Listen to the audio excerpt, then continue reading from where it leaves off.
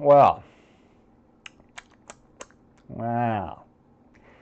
This is stream number 3 because my game keeps crashing, and once it crashes, it's pretty much game over. This last one was like a series of like 6 consecutive crashes, and then my game computer turned off. So that was cool. The crashes aren't really the problem. The real problem is once the game crashes and then I reboot it and start streaming again, the video and the audio are offset. So I'm like talking about things that are happening, and that's like 20 seconds ago in the video. So, or 20 seconds later, I'm not sure.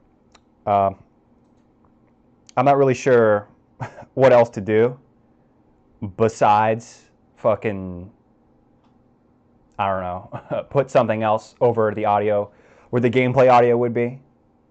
Because I'm streaming this game. Like, nothing's going to stop me. No chance in hell. Absolutely zero chance in hell. So I'm probably just going to put a podcast over it. And, I don't know.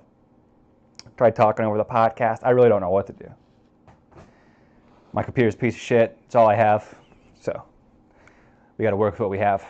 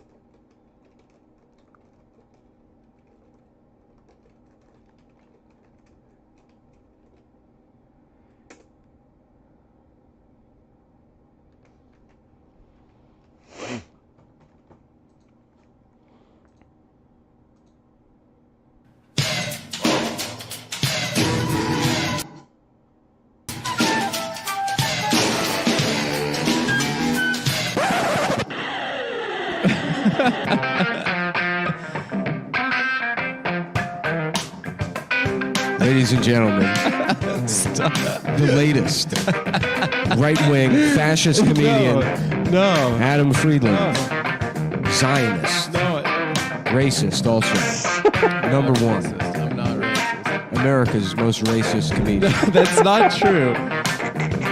We take these topics and we get down to business. Ladies and gentlemen, Adam Friedland. Hello. Welcome to Cumtown. No, this is the Adam Friedland show.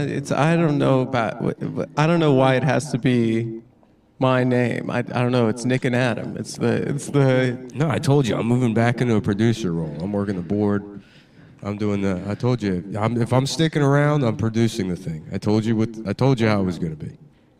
I don't know. I mean, I think just it's the Dark Alliance. There were 3, and now there are 2. And the Dark Alliance creates a brand new, different product. That's a different thing. Okay. You can't look. Listen, we can't look back. We can only look. You know forward. what you're doing? I agree with this. You know what you're doing right now? What? You're chasing waterfalls. I know. I have to look to the rivers and the lakes that you're used to. That I'm used to. And one of those is. That's what that whole song's about. Yeah, that's true. Yeah. The River Jordan, yeah. right? Don't go chasing waterfalls. Yeah. Well, welcome, Nick. This is, I guess, the first episode of the Adam Friedland Show. Yeah, this is 101. Actually, I'll tell you what. I got COVID. You're testing negative, but you're sick. My girlfriend also has COVID, which is leading me to believe that there's something nefarious going on.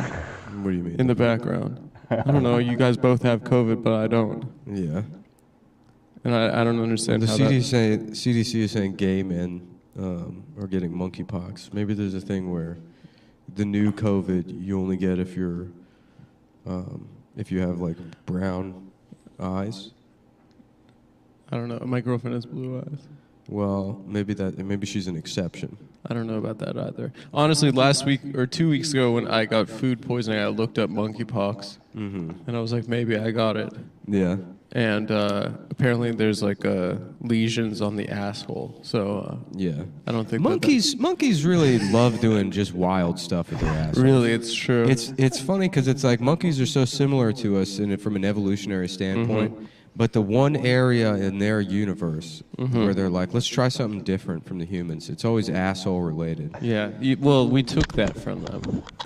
We have normal assholes that are hidden behind cheeks. Monkey's whole posture is set up to show off its asshole. And they're proud of some their of them asses. are swollen constantly. That's a secondary sex characteristic for baboons. Is the male has a big, juicy, red asshole. Right, and that's what gets him pussy, I guess. Yeah. Right. You can go to the zoo. You can go to the Bronx Zoo right now. By the way, folks, this show is brought to you by the World Conservation Society. Yes, it is. The Adam Friedland Show is a proud sponsor of the World Conservation Society. This is actually an old school type of Hollywood conservative show, where we're environmentalists. We're like Teddy Roosevelt. We're types. environmentalists. Yeah. We're anti-war. We're pro drug use. We're isolationists. Yeah. We're isolationists. This is like basically what John Wayne was. Is that what he was? I have no idea. I have no idea. I have no idea either. Yeah. What Ronald Reagan was before he went into politics.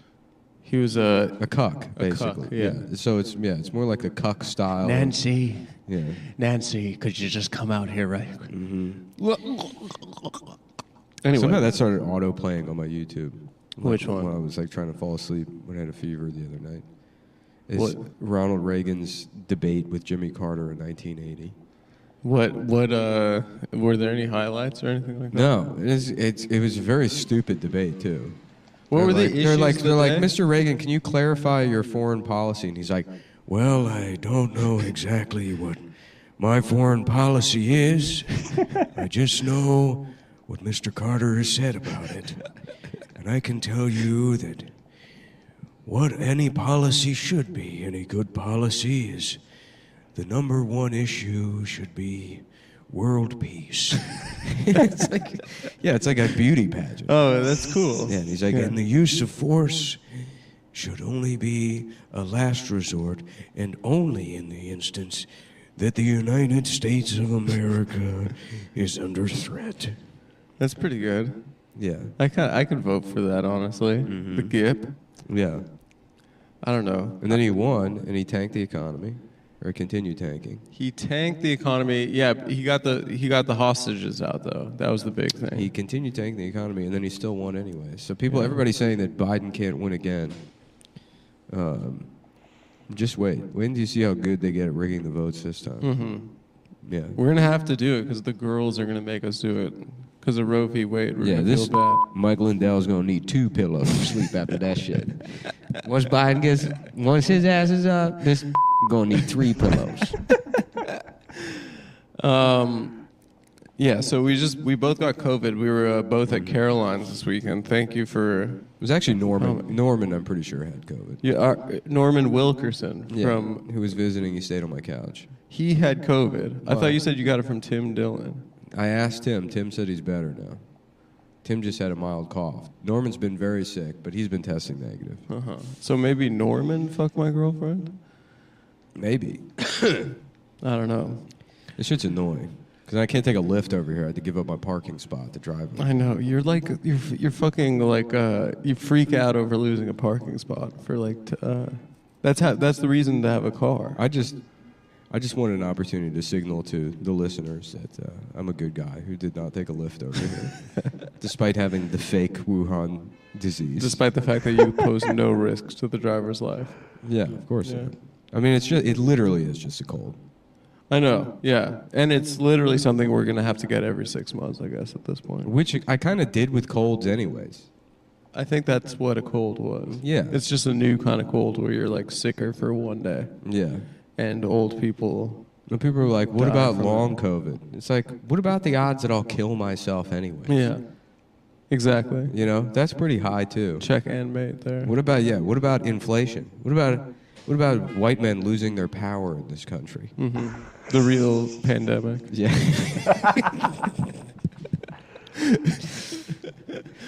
Yeah. And I know what you're thinking. You said you were just going to be a producer. Why are you popping It seems off? like you're taking an active role as a producer, kind of a Dick Cheney style role. Yeah. Yeah, maybe. Kind of, but also kind of just in the center this time. But that's what people wanted. I don't know what my foreign policy is, actually. In fact, I don't even know where I am.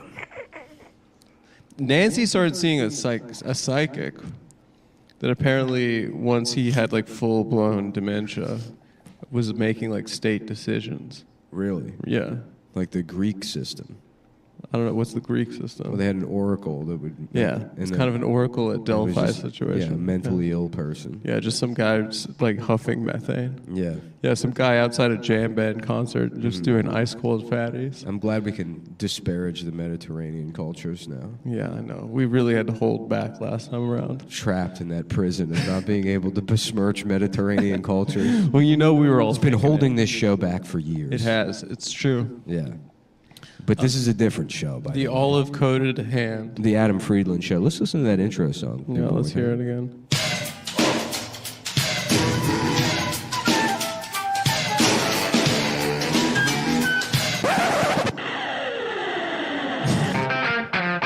It's badass.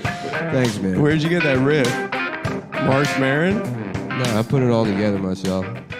You made the riff? I made this whole thing. I You thought... played the electric Yeah, I went guitar? for, I got an electric guitar today. I went to Guitar Center. with the It's all coronavirus? like royalty-free music loops. Yeah, I want to get like a nice little... That's like that dick don't work kind of conservative style radio show. Yeah. You know? Where it's like you can't fuck your wife anymore, but you got a boat. I love that. That's who we've already become Yeah. in our mid to early 30s. Mm-hmm. So are you following this January 6th commission stuff?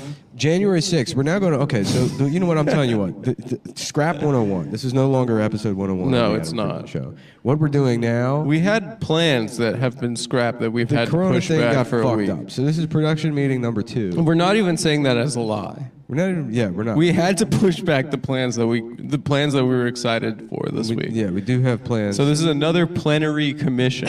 We were going to say, should we go through the monologue today or just say fuck it and we'll go next time when everything's set up right? Because usually Should we say what it is, what we're planning, or no? Should it be a surprise? Well, I think somebody's going to call the police if we... I don't know. Happen. You don't have to do a joke about how we're going to do an illegal thing. Oh, that's right. That's For more the show. Cumtown humor. That's Yeah, you know what? Fuck it. No more irony. Now this is a fully sincere show. yeah, it's true. But the problem is... We're going to listen to much songs that like make us Ronald cry. Reagan, if you ask me what my actual opinions are, I have to tell you, I'm not sure what my policy is. I just know bad things that people say about me. I just know what the criticisms of me are, and I lean into them. Yeah, you're kind of fueled by that. I know how to set the tone for the Republican Party for the next 40 years. Spite is a powerful motivator. We'll use my charisma to win the office based on nothing, force the Democrats to become the real racists, and then we'll just focus on being as evil as possible. Did they lock Trump in the car? Is that what's coming out? No, he tried to hijack his own limousine.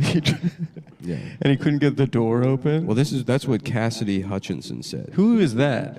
Perfect question, Adam. Who is that? This lady comes out of nowhere. She said they tried to lock... Here's one of my monologue jokes. I wrote Let's for hear you. it. Let's hear it. Well, you'll have to say it. I'll say it first, then you do it in your voice. They'll say it's copying, but I'll do it in Doesn't my matter. voice. No, Yeah. I'm producing the show. All right. Let's hear it. Cassidy Hutchinson said that Donald Trump tried to hijack his own limousine. A story so unbelievable that some folks are asking, was this a stretch limousine? I think that's pretty good. Perhaps. Yeah. A stretch? Like they're stretching the truth. Yeah. Yes, yeah. Yeah, it's pretty good. Thanks. Wait, who was she? She worked for Trump or something? Yeah, I've been calling her Butch Cassidy. I haven't Yeah. seen this lady, but if she disagrees with the president, she must be a lesbian of some sort. If she disagrees with the true president, Yeah. well, first, for starters, we'll call her a lesbian. The president that God gave us. Yeah. While insisting that women like Sarah Huckabee Sanders are gorgeous. She is quite the lady. Can you imagine having sex with her? Sarah Huckabee Sanders? Yeah. Oh my God. Imagine what her eyeballs would be doing. Well, she's sucking Like a dick. Felix clock. just bouncing around in her head. Just getting absolutely mopped off. It's like, yeah, imagine her, how fat. her eyeballs would look like, you know when you get an extra ball on a pinball machine? Yes. And they spit that shit out, and then they're both fucking... She's just googly-eyed sucking your dick with the fuck. Imagine her hands. Yeah. Imagine her fucking fat hands wrapped around your cock. Yeah. While she's bopping you off with her eyes protruding. Yeah. That's actually pretty hot. Does she have fat hands? She seems like she'd have some pretty fat hands, kind of Augustus Gloop style hands. Who is this guy? They got this guy where this guy, do you see him right here? The rent is too damn high guy? Yeah. What's he doing? I don't know. He's testifying before Congress. Why are we still talking about Trump? We just got rid of fucking Roe v. Wade. Mm-hmm. That's my take. Enough is enough. What is that car that he got locked in? The Beast? Is that what they call it? He got locked into a car? Yeah. What's his story? I don't know it. He tried to get out of the limousine so he could kill Pence, according to this bitch. But he's in that fucking, I don't know. I guess they put on the kid locks on the back. So he can't get out of That the car. kid. That's the only thing that saved John Rambo / Donald Trump from murdering Mike Pence with his own hands.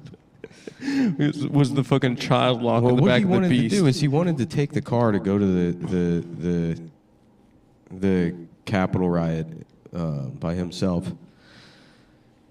Sorry, hold on. Now I've got another. What is that? Just bullshit. More bullshit. Just more bullshit every day. Anyway, guys, I don't fucking know, dude. He was in the Beast, and apparently, like, the Secret Service just locked him in while he was trying to get out to help the mentally retarded people descending on the Capitol. Well, what did he think was going to happen? He was going to go there, and then he would, like, lead the charge into his big ass going up the Capitol steps. That would have been amazing, dude. They should have let that happen. I should have let it happen, if only for the historical paintings of the event, where you see just the wind blowing in his big ass. It would have been like just his big ass, like in oil. Just Ben Garrison painting that like Just fucking huge Washington crossing the Delaware. With a bunch of people. Incredible. Yeah. Why'd they stop that dude? Stop him from what? From killing Mike Pence, who's hiding in like a bathroom. Mm-hmm. Were any of those like nooses functional? The gallows that they brought? I didn't know about the nooses. I don't know. There's that one picture of the nooses outside. Honestly, I shouldn't have. As the producer, it was my job to watch this January 6th shit. But honestly, I've been knocked out, and then I tried to start Yellowstone, and I texted you. And I had COVID when we did the last production meeting. Did you? I had COVID on Sunday. Yeah, I was sick on Sunday. Yeah, I remember that. You were like, I need to get home. I feel like shit. And then we did the show. Yeah. And I was almost I was like sweating. Yeah. And then... that was my day yesterday. I had that one day after you. I was like sweating out in bed and sleeping all day. Yeah. And then the day after that, that's when I was like, oh, fuck. No, that's when I was like, maybe it's coronavirus. I had that, and then I was like, and then my girlfriend tested positive, and then I was like, I better get into Yellowstone and ignore the clear signs that both Nick and my girlfriend got it, and what that could mean, and Norman Wilkerson for that matter. Kind of a devil's three-way between the two of you. Yeah. And my queen. Yeah. Really. Well, Norman's testing negative. He is as so well. So far, it's only me and your girlfriend. Well, I don't believe it. What? He came to New York, dude. Well, he's saying that maybe he gets a different type of test in Virginia. Maybe they have Virginian tests. Yeah, that's true. Just come in a pack of cigarettes. Yeah, that's true. Marlboros, Philip Morris style. They love smoking down there. You know who I saw in Portland? Who? Blake. Our old friend Blake. Good time. Yeah, I had a good time with Blake. Is he off of crack? He's off of crack now. Yeah. But still smoking and drinking, which... Well, I guess if you can cut out the crack, that's a good middle ground. Yeah. Is his body looking better? He looks exactly the same. He has the funniest body because he's like, he wears cut-off shirts, like at the sleeve, like he's a strong fat guy. Yeah. But he's got a fat torso. Yeah, he looks like Homer Simpson. Kind of weak arms. Yeah, right. He doesn't have it like he's like, oh, I'm fat, but I also do CrossFit. Yeah, right. But he has that aesthetic. Mm-hmm. It's pretty funny. Yeah, it's a great look. Cheers. Shout out Blake from page 99. So, I guess we should get into it. We've done enough chit-chatting. We need to figure out what the plan is for the Adam Friedland show. I know. So number one, guys, and this is going to be, I know if you've made it this far, and you're like, this, why is Compton different? Mm-hmm. Why isn't it the same show it was? Right. Look, kid, grow up. Yeah, grow up. Shit changes, all right? Yeah, people leave. Sometimes your stepdad finds some better pussy and leaves. Yeah. And then you got to deal with your mom's new stepdad. We didn't even get a new one, though. I know, I'm saying the Cumtown was the original stepdad. That's true. The new stepdad is the Adam Friedland show, who doesn't hit you or fuck your mom in the living room. He's a Democrat. But he's the like psychiatrist on The Sopranos. Mm-hmm. Not the Peter Bogdanovich. Yes. Melfi psychiatrist. No, remember like the Oh, teacher or when something? Yeah, she like almost cheats. Oh, the guy from Columbia. Yeah. Or no, the teacher from Anthony's school. Yeah, that guy. Yeah, that guy. That guy. So Yeah. that's what the Adam Friedland show. He's still Italian, but he won't get his hands dirty. Cumtown was Tony. So imagine The Sopranos. Cumtown was the It's not a good pitch. It's And not the a Adam good. I don't Friedland think the show- audience would the like Adam that Friedland pitch. show is like, I don't let's- think the audience would like that pitch. Let's see a whole show about the guy from Anthony's school. The guy who almost got pussy off of Carmella. Yeah. Why don't we have a whole show about that? I don't know. Yeah, I don't know if that's a very strong pitch. Here's what's gonna happen, folks. You guys might be fans of certain shows like the Tim Dillon Show, the Joe Rogan Experience. Mm-hmm. That is the pivot that we are going to make. We're going to make a pivot to a studio and a video based podcast. Yeah. Not something that you can listen to on an iPod. No, we will be getting a studio for real. We will be getting a studio, and we will be building a set that will look very similar And to. you're going to say, how does that make the show any better? And the answer is, it doesn't. It doesn't, no. But when you use YouTube and do that, apparently there's more money to be made. Apparently, you can make a lot more money that way. And so as you ride the dying horse off into the sunset. I don't know if it's dying. I think it's just coming out of the closet. Where's my thing? Who is coming out of the closet? The horse. I don't think The horse is gay now. I don't think horses do that. Yeah, it can be. I don't think horses have sexuality. I think they only fuck humans. They only fuck white women. All right, not one of the funnier episodes. And also, we actually made it all the way to the coal mining town and saved. So, listen, folks, I don't know if anyone's watching this, but this game could crash at any minute.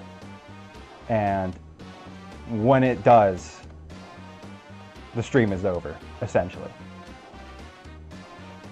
So it's like we're playing like the knife game right now. Like, you're stabbing between your fingers, and any second it could just land right inside of you.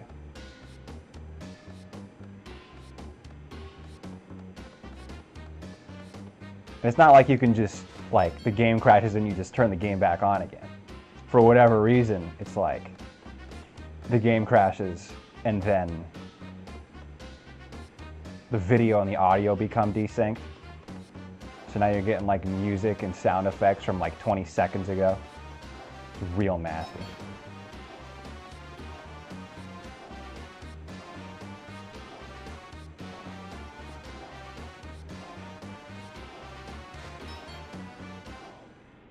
Mo sand.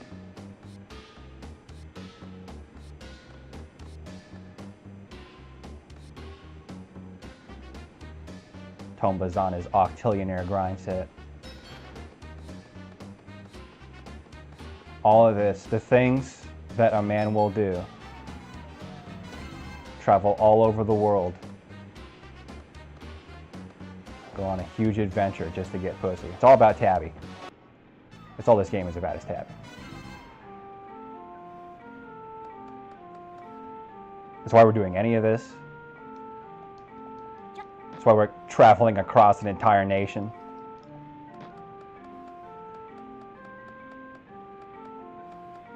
Going to war with the bovine, not bovine.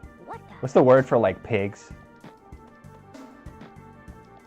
The swine cartel. Yeah, we're going to war with all of swine kind in this game. And for what? It's for that special moment with Tomba and Tabby when they're all alone. Let me know when you're... Alright, alright, alright. We gotta hit the cafeteria. Make some motherfucking sandwiches.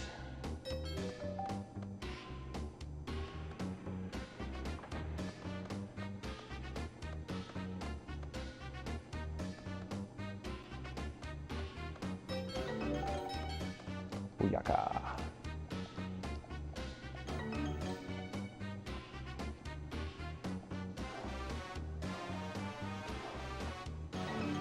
And I guess I better save. Is there a place to save in the starting beach? I think there is. What am I doing? What am I doing? What am I doing? What am I doing? What am I doing? What am I doing? What am I doing? Power call. Right? No, not yet. Oh. See, that's the funny thing. We're losing time, but I'm trying to figure out which way would save more time. Okay, let's just try it this way and see what happens. Because I got to go down that whole, like, ramp system, a conveyor belt. And I think it may make sense to do that when I got to go over there to go give Charles the baked banana. Although I don't even think I can make the baked banana. I don't know. It's so fucking confusing. Okay, I'm gonna use the washer to get my clay and my hardonium and litomite, I think it's called. And then I'm gonna go give the power call, and then I'm gonna magic feather or whatever back to starting beach.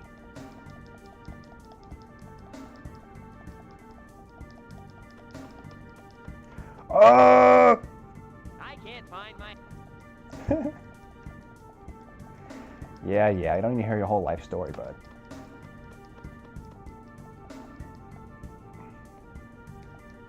This guy's on suicide watch. He lost his hammer. Well, let's... You had one job.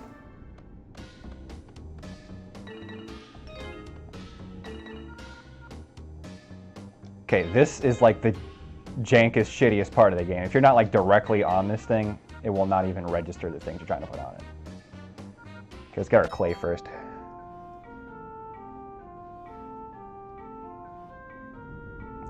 Yeah, power coal into clay pot, clay spatula.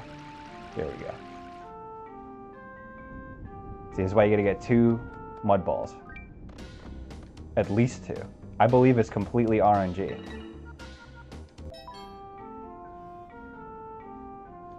There's a chance I may not even get the clay, which would totally suck.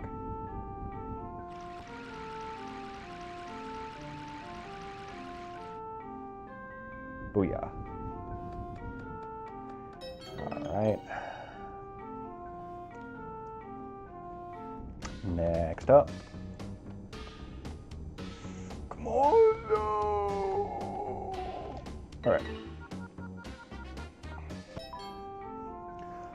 Mud ball surprise, motherfucker.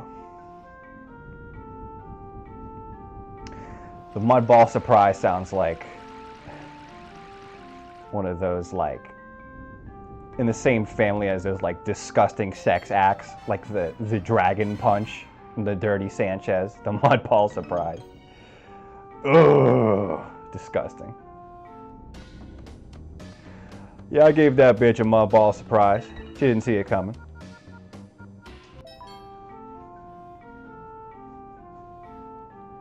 Then she called the cops and she took me to small claims court.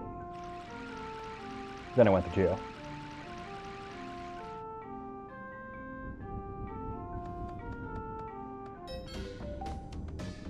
All right.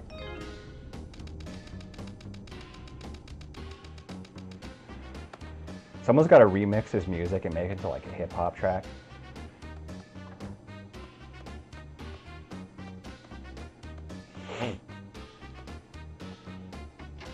For some reason, it's like I'm like 2 years on like hardcore listening to rock music and only rock music, and then after 2 years or so, it's like back to hip hop.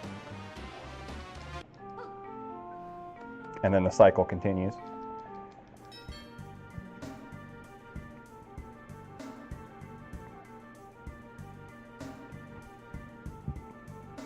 That guy's nose looks like Squidward if Squidward's nose got like an erection.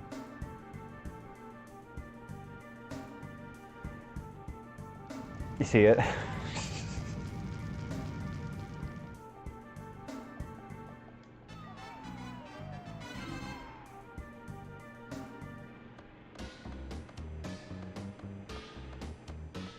All right, and then you know what we're gonna do? We're gonna do all this clay stuff, and then we're gonna save.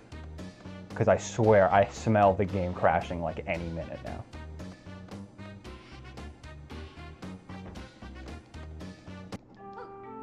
Hello, home intruder. I'm just gonna put my pot here and then leave. Whatever you do, after I leave you in my house, person I've never met before, don't touch the pot. Let me touch the pot.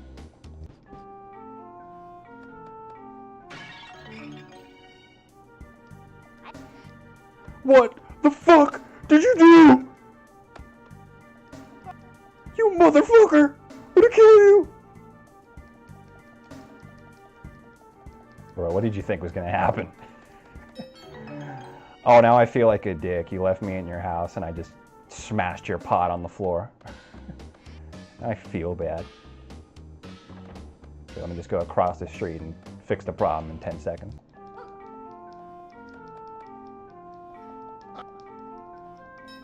What are these noses, dude? What? This guy has got like a bird beak for a nose. This guy got sick hair though. Oh, wow, it's this guy's got hair for like news at 8.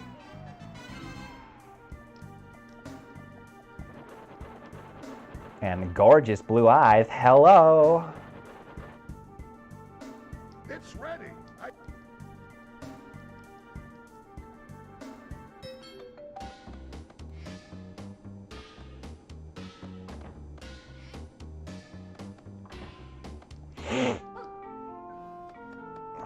This guy's on suicide watch. He broke his pot. This is it. This is all I was living for. I just go to work, I spend my whole day in the coal mine, and I just come home and I just ponder the pot for 9 hours until I pass out. This is my life, and you took it all away from me. Hey, hey, hey, hey, motherfucker, hey, hey, hey, hey.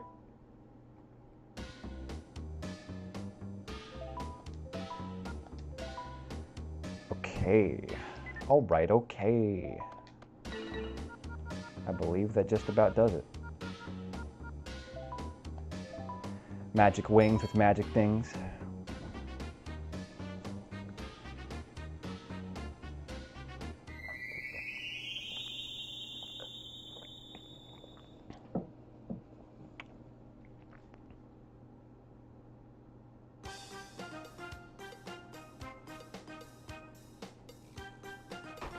You know, that door is always there, but I never actually go in there. I think it's just like a tutorial. Oh my god, the controls are nuts. All right.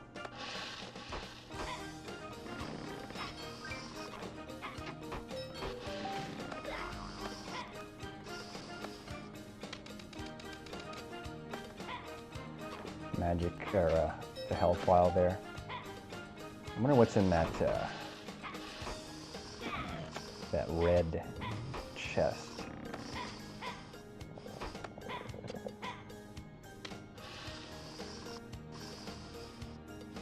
Wrong way.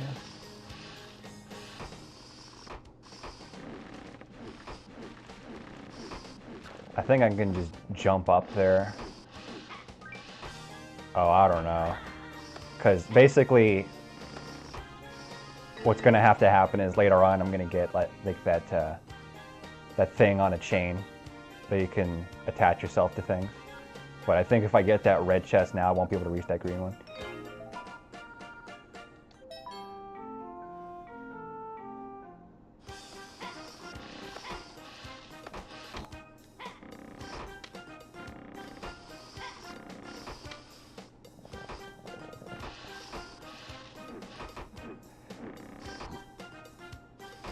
The best way I can describe these mechanics of like jumping and running is like if you've ever been like caught in the rain and you're like running to get out of the rain and you start like slipping on the floor as you're running. That's literally how it feels.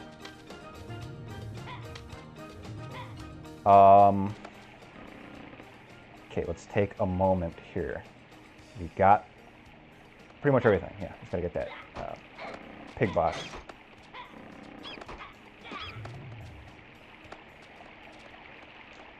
Boom. I am beating this motherfucking game today, baby. Best believe. And after this, ooh, you already know what time it is. Motherfucking Legend of Zelda Master Quest, baby. We're taking it all the way back.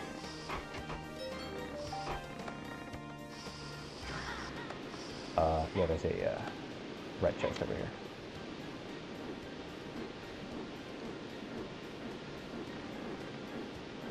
I believe that was my first game. It was either Ocarina of Time or Super Mario 64.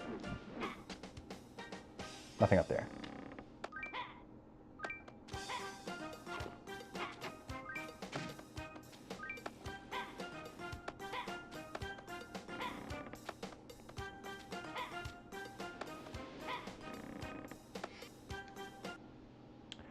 Something about the N64 made it like more nightmare fuel than its console predecessors. Like, the first thing you get to do in Super Mario 64 is like pinch and disfigure Mario's face. And like before, the Zelda games were just like the Zelda games. Like it's just you go on a little adventure or whatever. But in Ocarina of Time, suddenly you're like going underground in the graveyard. And it's like re-deads raping your face, and they make it like terrifying. Like if they see you, like things freeze. It's just like super, super fucking ominous. And don't even get me started on Majora's Mask, dude.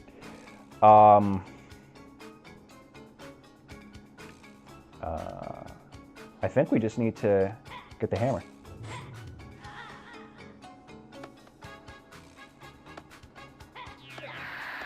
Yeah, I can definitely see myself doing some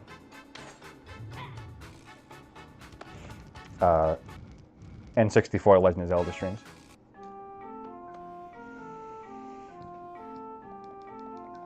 Which I've never actually played with on the on a PS4 controller before, so that should be fun. What is it now? Why do you only ever have bad news, you fucking monkey? The only thing you put in my lap is problems. Forget that.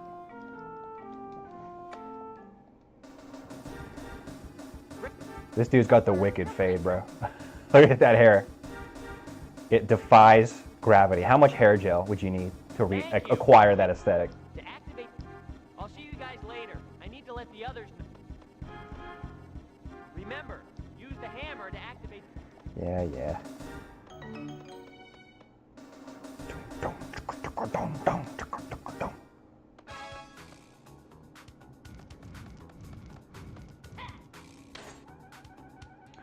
Could use some health.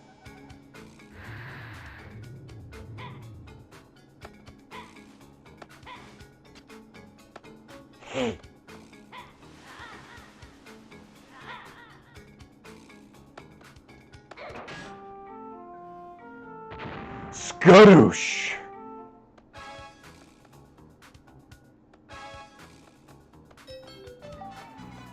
Yeah, for years I just didn't feel like streaming.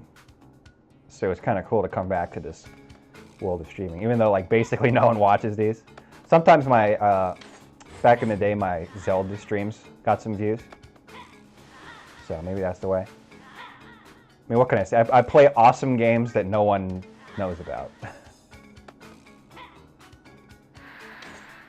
So is it any wonder?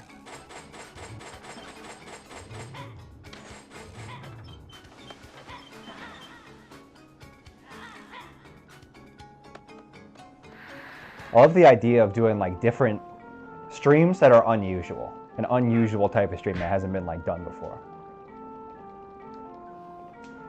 I really like this show. When I was a kid, I used to watch G4 TV. And they had Ninja Warrior on there. Which isn't any kind of like anime thing. It's like, I guess you would describe it as kind of like a parkour obstacle course kind of show. And I love that show to pieces. Even the American Ninja Warrior. I think it'd be cool to do like that kind of stream. I don't know if I would get like copyrighted or whatever. But to just watch these dudes traverse the obstacle courses and like make commentary on it and stuff. It'd be a unique kind of stream. It might be really weird. It might not work at all, but that's what I'm into, man. I'm into, you know, like unique ideas. Come on, how do you not hear that, dude? This guy is deaf as can be.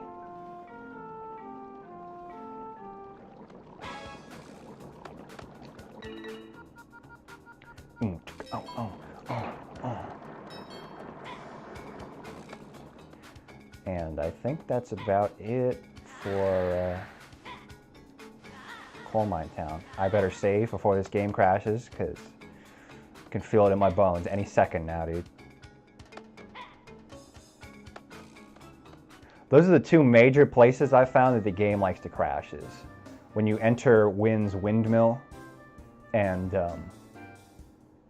I believe the second one was around the second part of the snow area.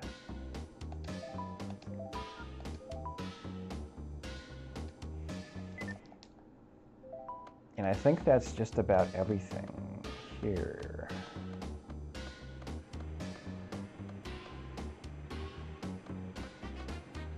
Oh no, we still got to go down there and make all that stuff. Yeah, let's do that. All that stuff.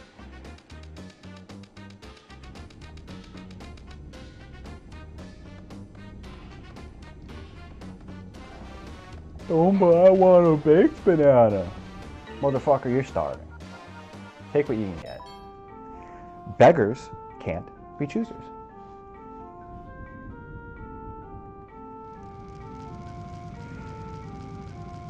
Absolutely scorching that banana, dude. Just nothing left but ashes.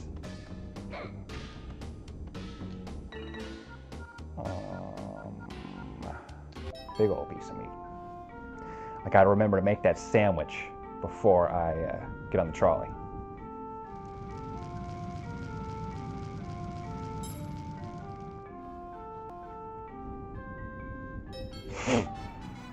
Got a big old steak, baby.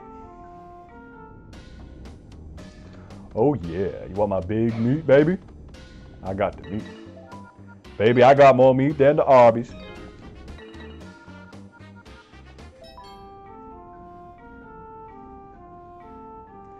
Some hard-on M.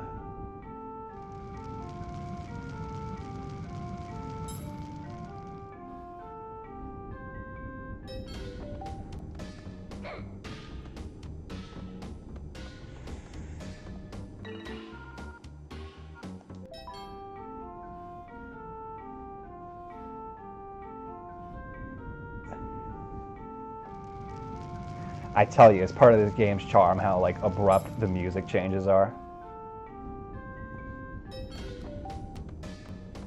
I think that's about it, right?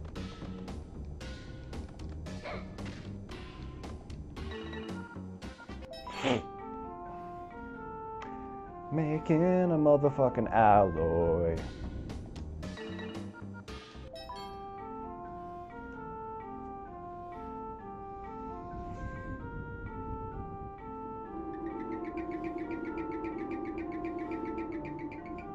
I can't even remember what other games I used to play on the PS1. I think this is like the only game I can remember. Wow.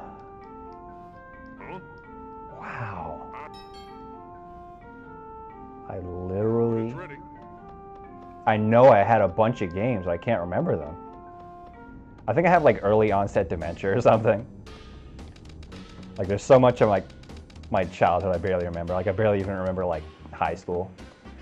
Which I think in most cases is like a superpower. You don't want to remember high school.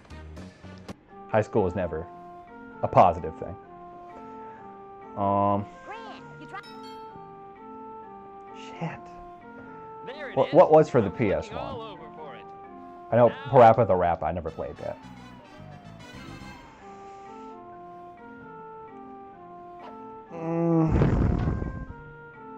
All fixed up. I'm at a loss, dude.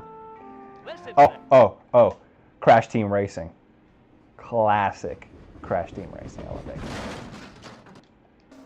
Also, all the Crash games. Crash Bash. Yo. Oh! Oh my god!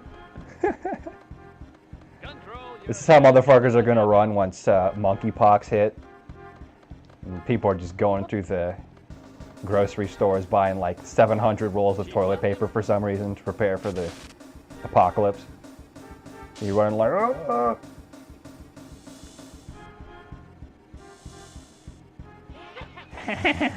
Gamer, rise up! Who are you? Where's Tabby's just Tammy's just fine. in fact. I'm part of the most oppressed group of all, gamers.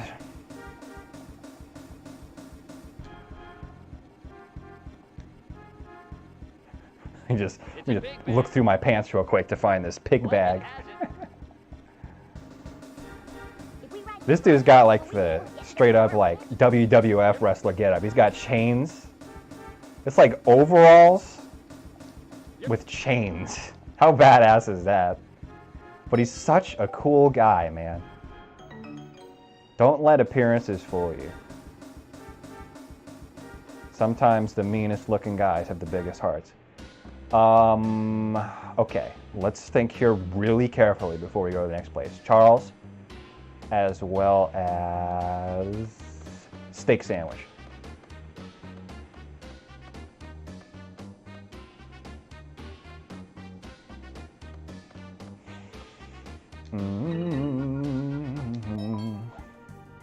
Got a big old steak, baby. Listen to this guy's voice actor. Oh, I have some recipe ingredients. Let me show you what I can do. This is for sure a black guy. Baby, we got nothing but soul in this kitchen. I told you, we don't cook it like y'all do up north. We do it that southern cooking, man. That dirty south. Bring me. Next time, bring your friend, sugar. If you find any other ingredients.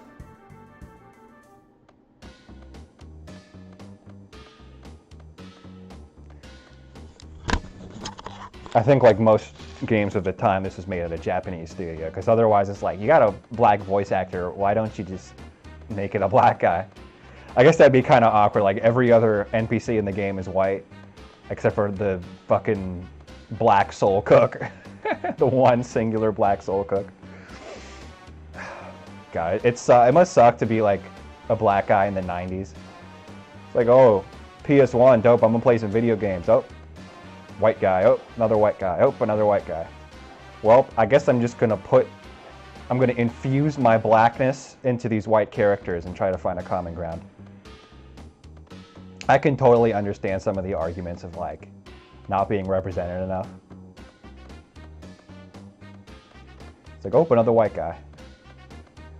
Imagine being like a racist black guy, but you just like love video games in the 90s. Man, I fuck with some Tomba too, but too many damn crackers in this game.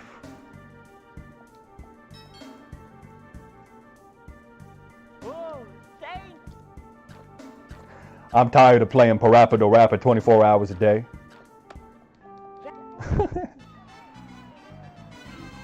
I want Tomba 2 Blacked Out Edition.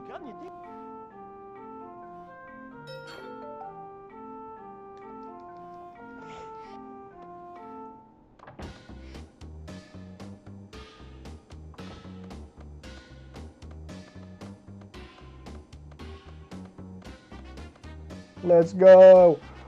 Woo! I got the Holy Spirit in me. I think that's pretty much it. Equip our bird clothes.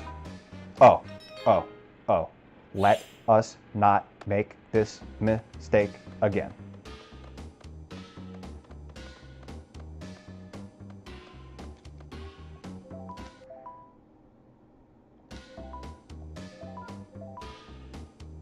I think it might be my my GPU overheating. I think that might be what it is. So I'm gonna go turn my AC on. I'm gonna be right back.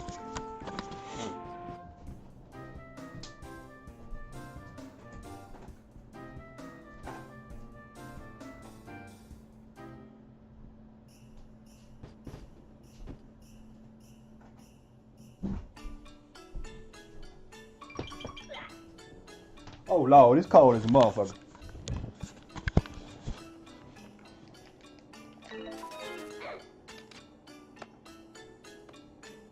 Ooh, come on! Alright. Land it. No! I'm too perfectionistic, dude. I gotta land this. Right. Wet floor mechanics.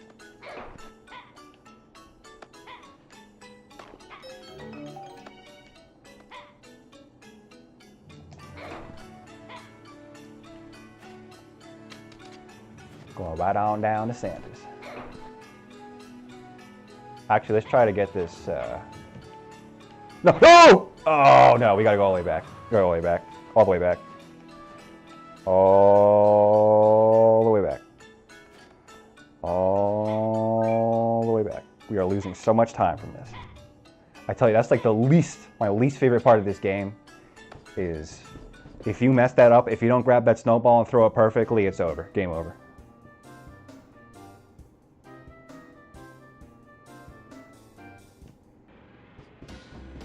It's like losing an entire minute. This is like a speedrunner's worst nightmare.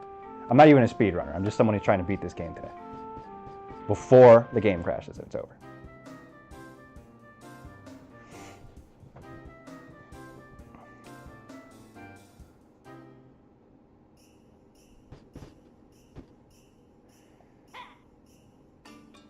I think my mistake was not taking off these bird clothes. I swear these bird clothes cause more harm than good.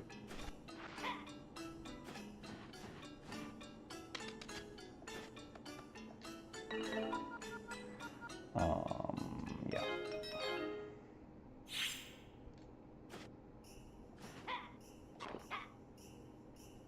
There we go.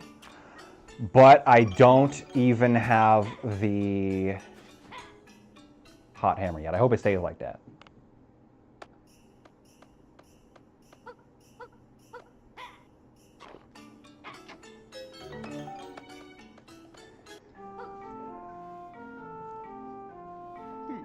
What am I going to do? I think the Jews are feeling slighted playing this game. I found it nearby. Why's it gotta be Santa Claus? Why can't it be Hanukkah Harry? Where's my motherfucking dreidel I made it out of clay? I can All right. finally get on. My motherfucking menorah.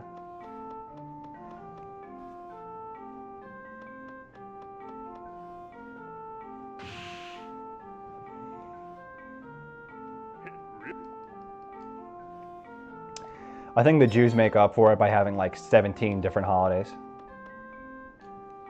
I think if you added them all up, they would all equal the Christmas. From this chimney and climb the ladder. I actually like the idea of Hanukkah more than Christmas, because it like, on Christmas it's just like this giant like orgasmic blowout of like everything you ever wanted all year long, all in one day. Hanukkah teaches you like patience. It's like, okay, one day you get one thing you want, and like usually the first day is gonna be like your least favorite thing. What up, Chad? It's a dope name. Best name. What was I saying? Oh yeah, like the first day of Hanukkah you get like some shitty thing. And then like as the days progress you get like cooler and cooler things. It teaches you patience and stuff.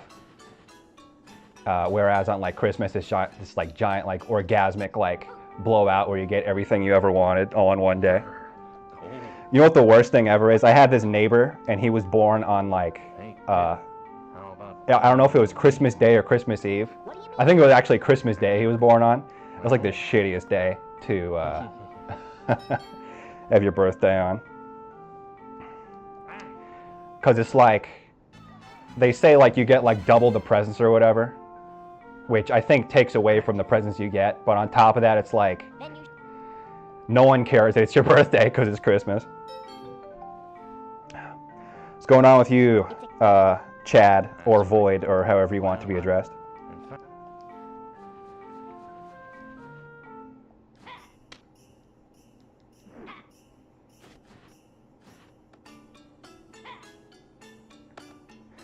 I've always heard having a birthday on Christmas or near Christmas is the worst. Yeah, no, it's pretty shit. Like even if you get like double the presents, it's like literally no one cares that it's your birthday. You probably like people probably all forget that like it's your birthday. You don't even get like a happy birthday text. You can call me whatever. Smoking out. Yeah, it sucks because I'm on this like I'm on this carnivore diet thing. And I don't know if you know who Jordan Peterson is. He's like this like intellectual guy who fucking, he's like, I refuse to call you by your pronouns. I'm taking a stand against the legislation. Well, anyways, he did the carnivore diet and he said it like cured his depression and like a bunch of other stuff, like he had arthritis and whatever. And he, like one day he said that after like a couple months of doing that, he tried drinking a glass of cider, and he said like it caused like, it was on Joe Rogan, I don't know if you've seen it, but caused him a sense of overwhelming despair, and he said he didn't sleep for 30 days. I don't even think that's like humanly possible to not sleep for 30 days. We know how it works out though. Yeah, so far I'm feeling pretty good. The cool part about it that I like is it makes it really easy to do the 1 meal a day thing. And like the 1 meal a day thing is like one of the like most powerful ways to fight aging. Like they say that like if these people that like are in like their 60s and stuff and they look like they're in their 40s or their 30s, they all do the 1 meal a day thing. Joe Rogan a lot. His alien interviews are great. Yeah, I think it was a Duncan Russell he talked to about that. I'm just scared of like, I have to, motherfucker had Bob Lazar on there. Who's Bob Lazar?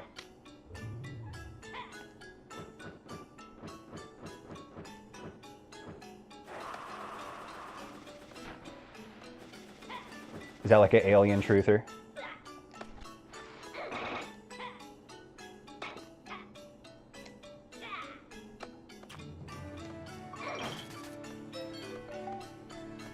I know that, famous for working at Area 51 and shit. I know that Tom DeLonge is super into like the UFO sightings and shit. I take it you're into like into the world of aliens from like your name. It's definitely like plausible. It's definitely plausible that there was some kind of alien visitation. What are your thoughts on like the pyramids? How do you think the pyramids were built? Yeah, I didn't want to say it. I don't want to fucking. I don't want to. I know two things you probably like: aliens and Blink-182. Definitely an alien nerd. What are your like basic views on aliens?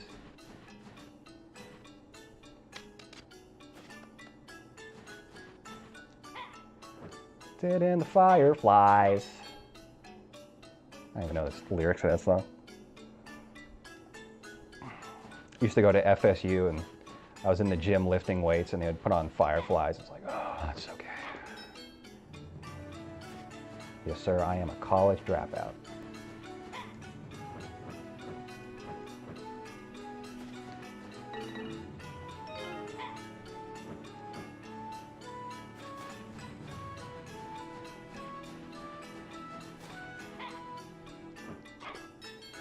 Do, do, do, do, do, do, do, do. Yeah. Like, definitely the story behind the pyramids is going to be a crazy one, like, no matter which way you slice it. Either it's like the motherfucking, like, Anunnaki, or... I used to have friends that think, like, reptilians live in, like, the center of the earth and stuff. And that was their explanation. If it's, like, physical labor... It's like, that's kind of horrifying if it is. Like, just imagine, like, the sheer amount of, like, slavery and, like, backbreaking labor that would go into making the pyramids. That'd be so fucked up.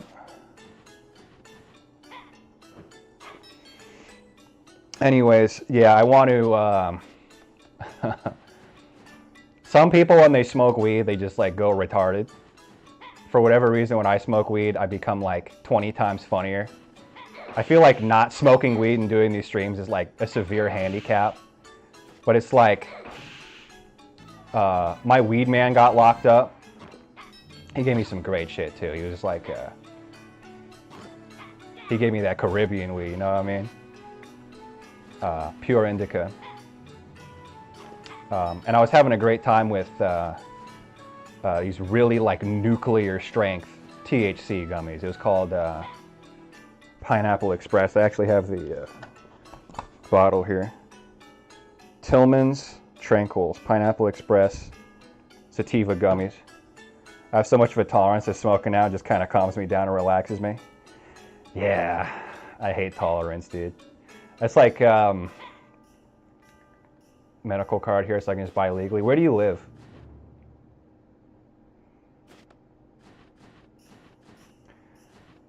I don't even know where I'm going. I guess I just go up now.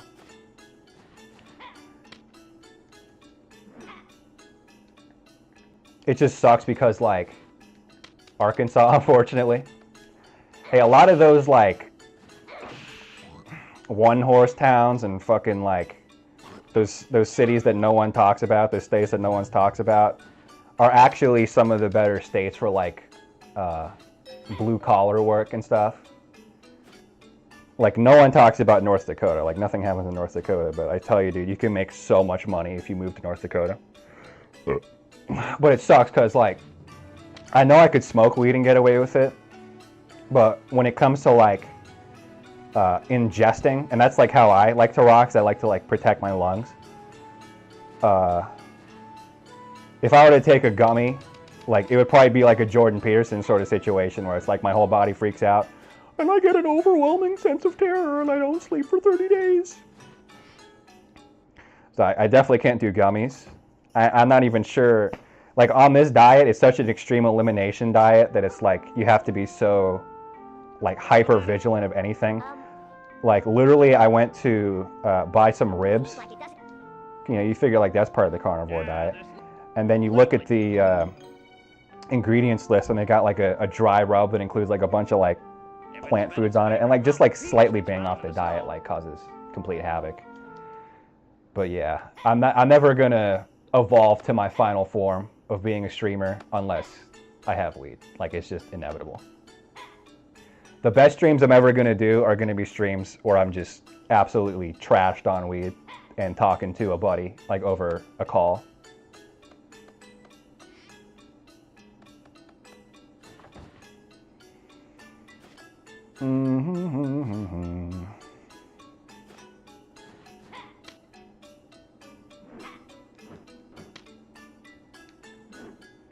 Having to research everything I ate. Yeah, man, it started when I was I guess 19. Yeah, that was when my health started to like kind of fall apart. And the first thing I read was that you have to give up the gluten and the dairy, because the second that it becomes like an immune system kind of problem, basically like gluten and dairy cause your immune system to go absolutely haywire, because it's like we have like no evolutionary history with those. It's not like you fucking like in nature you like ambush some cow in nature and you like suck on its nipples. Like that's the only way to get dairy. You don't got to be on weed, anything to be entertaining. I don't know if I'm entertaining sober, but one thing I know for sure is that when I smoke weed, I'm absolutely hilarious. I know that for sure. Yeah, those would be some amazing streams. I don't know. The thing is, like, it's the kind of thing I can experiment with to see if it works for me. But the thing is, I have to make sure that my elimination diet even works in the first place. So I kind of just have to slog through this like couple of months of basically nothing but like beef and water and salt to make sure that it actually like cures up the things it's supposed to cure up. And then once that works, then I can start messing around with like weed tinctures and stuff like that. Oh man, I had so many good times on weed. And I tell you, it'll give you the munchies anyways, then you'll be screwed. You know, it's funny, actually, I read a lot of like testimonies of people that do the carnivore diet and they smoke weed. I actually saw some like pretty interesting research. Apparently, consuming weed actually improves ketones on a ketogenic diet. Like it's actually like somehow like synergistic, which is I find kind of interesting. But also interestingly, when you go like 1 meal a day carnivore, so many people on 1 meal a day carnivore say that when they smoke weed, when they got the munchies before, suddenly it doesn't cause that, which I find really interesting. But I forgot what I was talking about.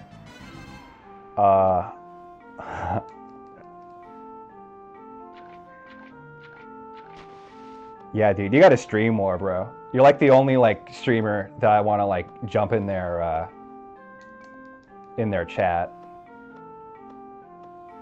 It's weird, like watching you on a stream. I don't know how to describe it. It's like it was weird. It's like I'm watching myself or something.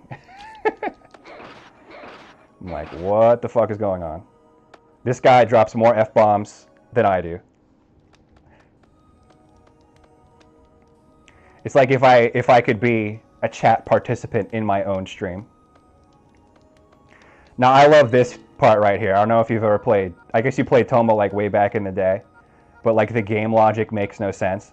So this guy's problem is he is so smattered in oil that he's completely blinded and he's just a hot mess. So how do you fix the problem of being absolutely covered in oil and being blinded by oil? Obviously, you give him a steak sandwich. Yeah, I know, as you do mostly videos. Yeah, man, I'm a stream boy, dude. I love to just jump in the chat and just bullshit with people. That's like my vision for like my streams. Is Thank you. That hit the spot. I basically just want to like It's a legendary tower. create like a chill hangout space. I'm going to Like I purposefully don't even use like a webcam because I feel like that puts too much emphasis on me. I just want it to be like a cool like hangout space for like people to like roll in and just like bullshit with each other. I used to have fun times, like it'd be like a 24-hour stream of like cartoons or whatever. Like they used to do that on YouTube, like Family Guy and like Fairly Odd Parents and shit. And I used to just like have fun just like jumping in those chats and just like bullshitting with people. Like we're not even paying attention to the stream. Good times, bro. Good times.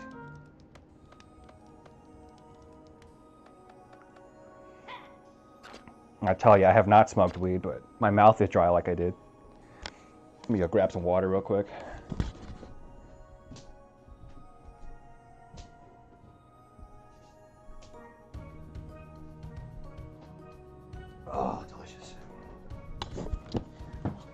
Yeah, if you haven't done it yet, dude, you want to get on that magnesium bicarbonate shit, bro. I am not kidding. That stuff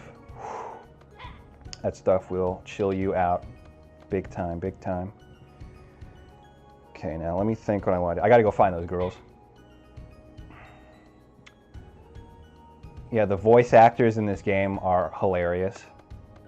Because it's like, these girls are supposed to be like 9 years old or something. But the voice actors are like clearly like some like 50-year-old menopausal woman. It's like, I love how much of this game, like so many parts of it are just like an afterthought. Like they spent so much time like working pieces of it out, and then they realize that they have like a deadline they gotta meet, so they just like rush the shit out of it. Like there's like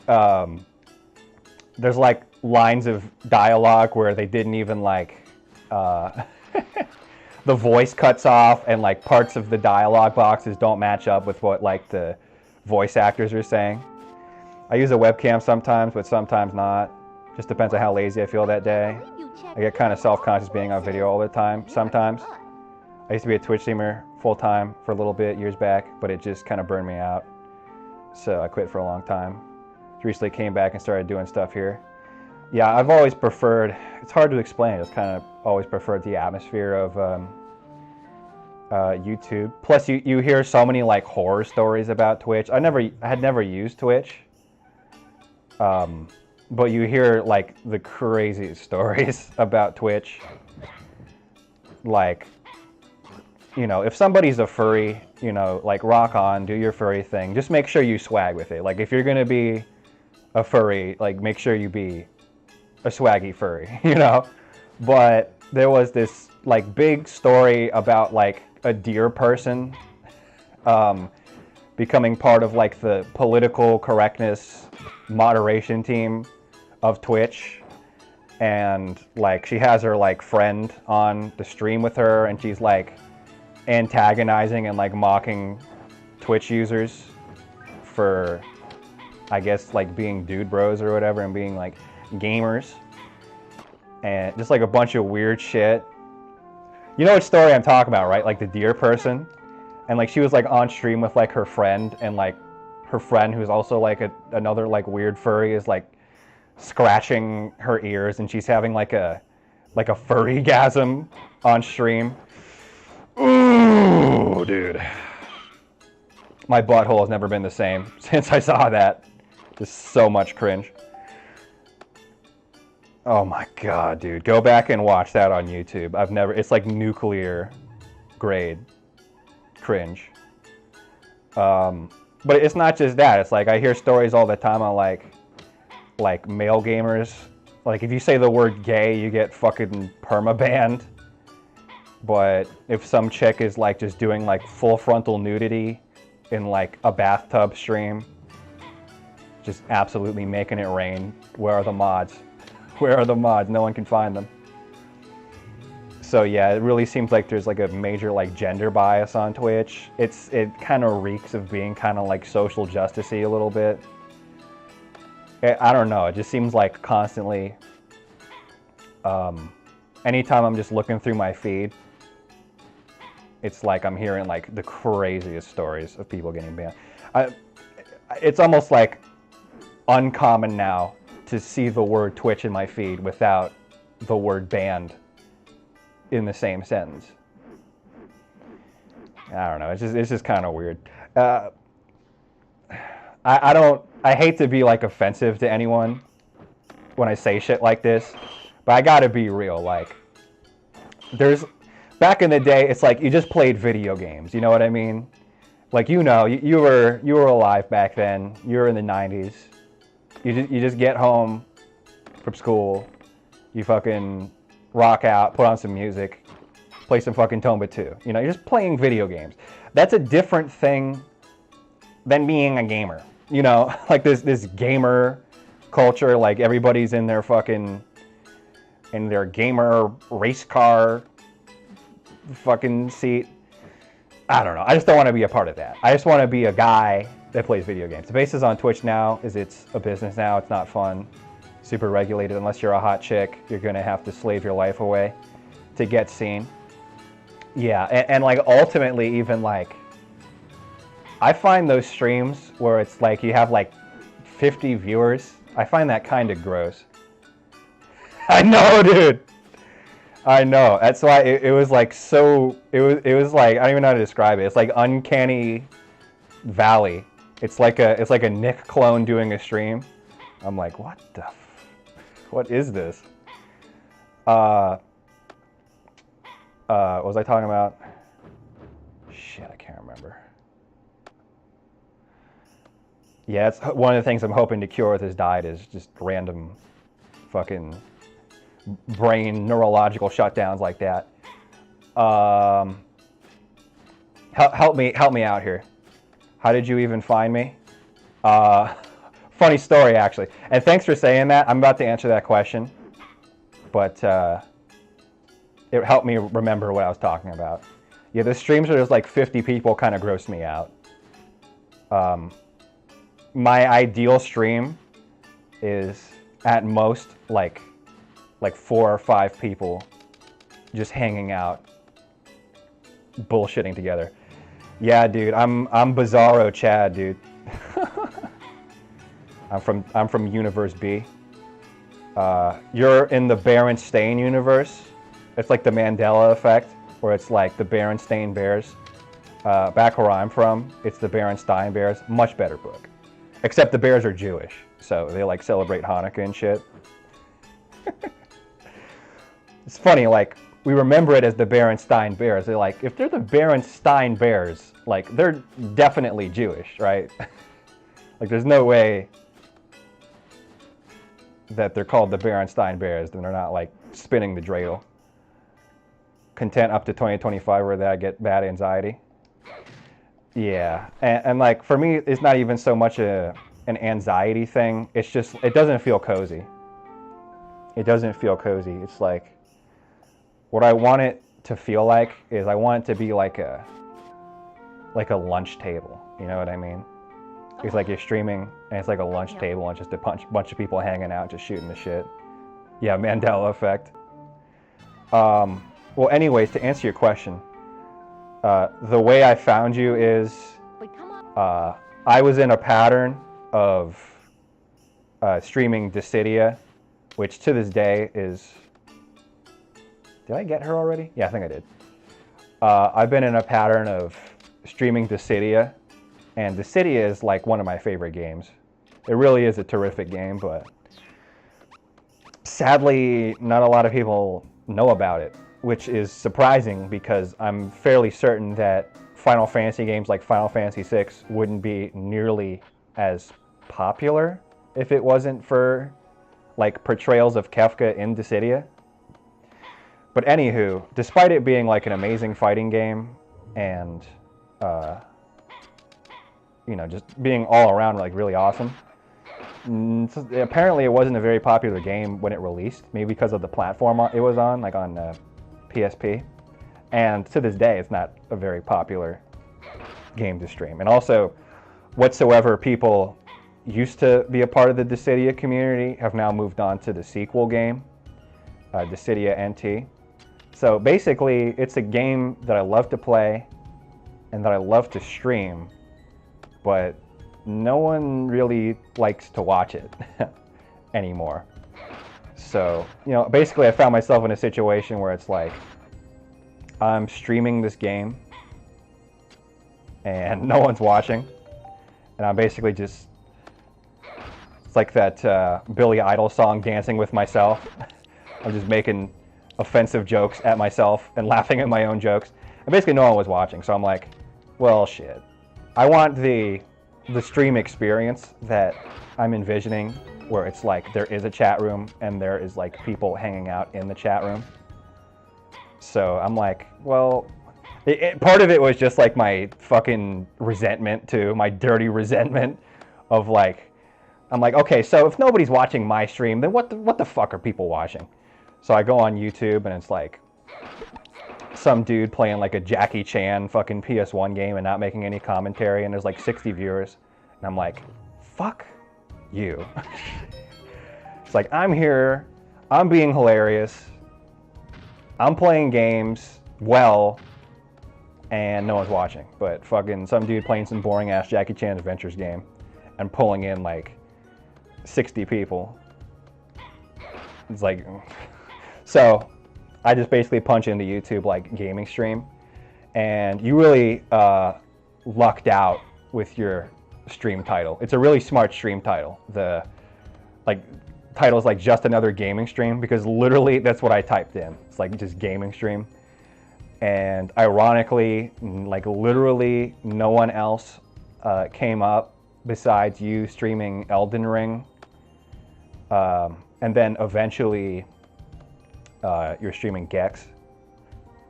Yeah, it's actually a really smart title, just gaming stream. I get way more specific because I'm playing Tomba 2. I'm trying to play towards like the Tomba audience. But, you know, the punchline is there is no Tomba audience. So, yeah, that's the deal. Is I got to start doing fucking quote-unquote gaming stream where I jump between, like, 3 games. That's how it is for Destiny 2. It's one of the games I love playing, but, like, can't ever stream it because no one gives a shit. Yeah. And I tell you, actually, you may be surprised to hear this, but, you know, it's true that I've always loved this game. But your stream with Gex kind of inspired me to choose this game to stream, because I kind of realized like when you're streaming maybe it's just me, maybe it's everybody that has this reaction, but when you're streaming like the AAA titles and the more modern like action-y games, like the shooters and like the Elden Rings, where you're like really focusing on what you're doing, it seems like just intrinsically based on the gameplay, there's less you can really do in the chat with that. Like if you're streaming Gex, like you can like bullshit and like make jokes about like what's happening like in like these like retro platformers. For some reason, like it seems like these retro platformers are more like stream viewer friendly because they have like a way into the conversation. But if you're doing like a straight up like action game, at that point it's just kind of like a viewer cuck situation where it's like people are just watching you playing a game you like, and there's like I don't really have a way in. That's kind of how I felt when you were playing like Elden Ring, because like I saw you were playing Elden Ring, and basically I was just watching you do that, and I'm like, well, I don't really have a way in to this conversation, so I guess I'll go check Facebook. You know, I just do that, and then, you know, like a couple hours later I come back to your stream and you're doing Gex. And for some reason with Gex I had a way into the conversation. So I feel like somehow these retro games are more viewer friendly.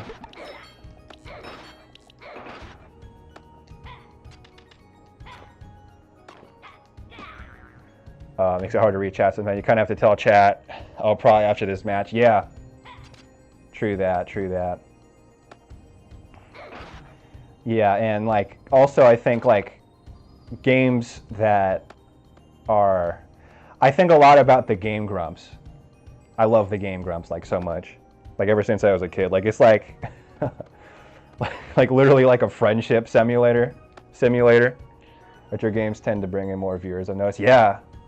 1,000 people streaming Elden Ring. That's probably the only person on YouTube streaming Gex. True shit. And like sadly, this generation, this new Gen Z doesn't know about these games. And I don't know. It's like it's hard to tell if these older games like had more like heart and soul in them, or if it's literally just like a rose-colored glasses sort of situation. Because like it literally, I don't know, it's just like something about these games, like they're just more wholesome or something, I don't know. But it feels good to introduce like new generations to like, you know, like our era of games. But yeah, like Game Grumps, You know, people like to shit on Aaron a lot, like him sucking at the games.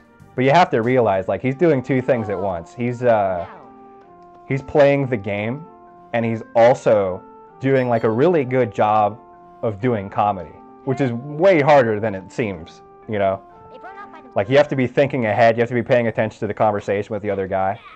So basically, like these like platformy kind of games. It's easier to like think of things to say. So I think in a lot of ways, it's in so many ways these retro games that are kind of like easier to play are more streamer or stream viewer friendly. Definitely a rose-colored glass thing to a degree for sure.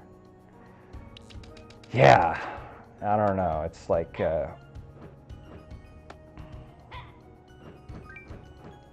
Kind of hard thing to put your finger on, but it's like the music in this game, which by the way is like the same, like anytime there's like a cutscene sequence. I'm missing a Kujar, I'm not sure where it is. Anytime there's like a cutscene sequence, it plays like the same like 3 basic music tracks on repeat. Where's this last Kujar?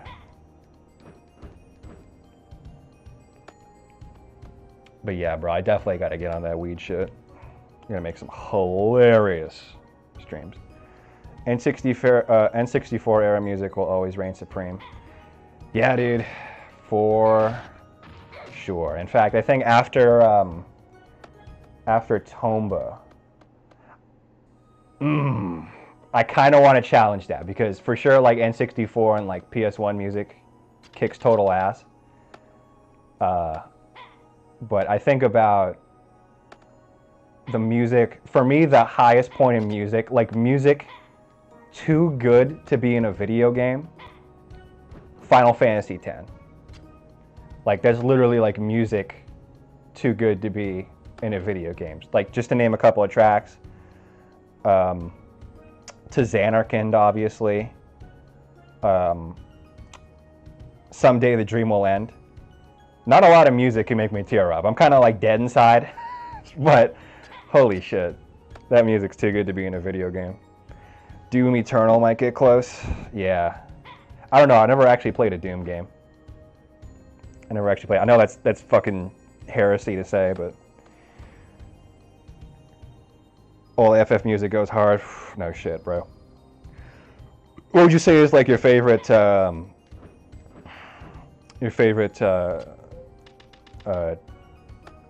First of all, favorite Final Fantasy game. Second of all, favorite Final Fantasy song. Where's the? Oh, there it is. I always get tripped up here. You motherfucker, you.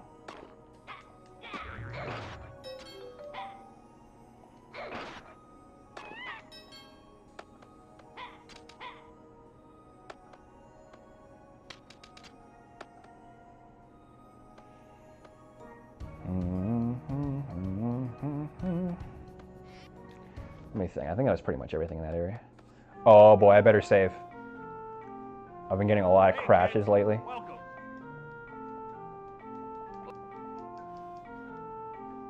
What's wrong? For me, it's like I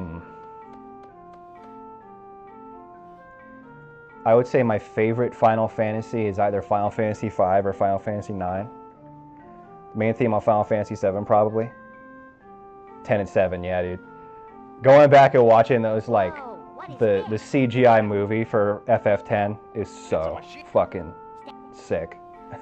You had to be there. Like, it's still, like, totally badass to watch that.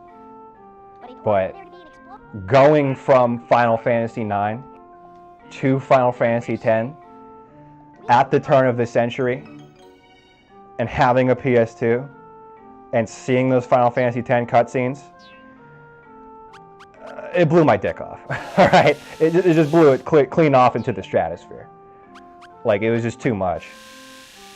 Yeah, I love 9, dude, and I really love 5 too. It's just tragic because I would love to stream those games, but I think we are so conditioned to more action in 2022 that turn-based combat, especially like retro turn-based combat in a stream context, would just bore the piss out of everybody.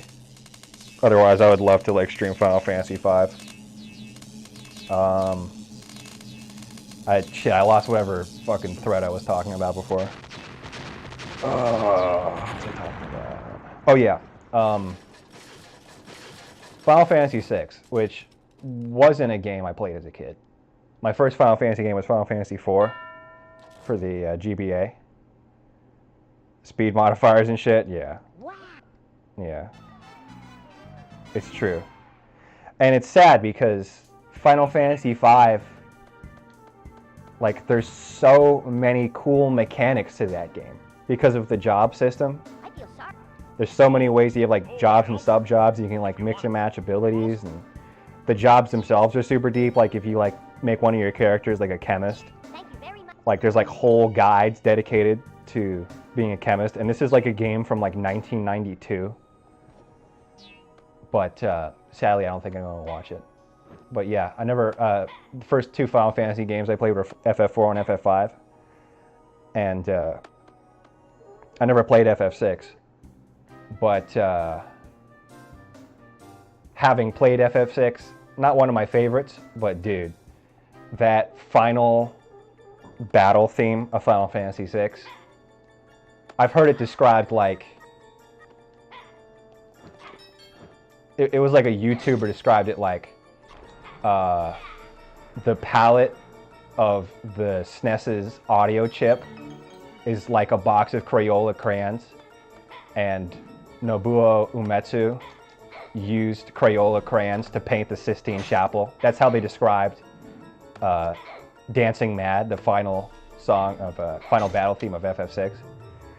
It's like, that song tells a whole story using no words. It's truly an amazing song. Yeah, that's another thing too, like if it wasn't for Dissidia, I would have never played FF6. Come on, motherfucker.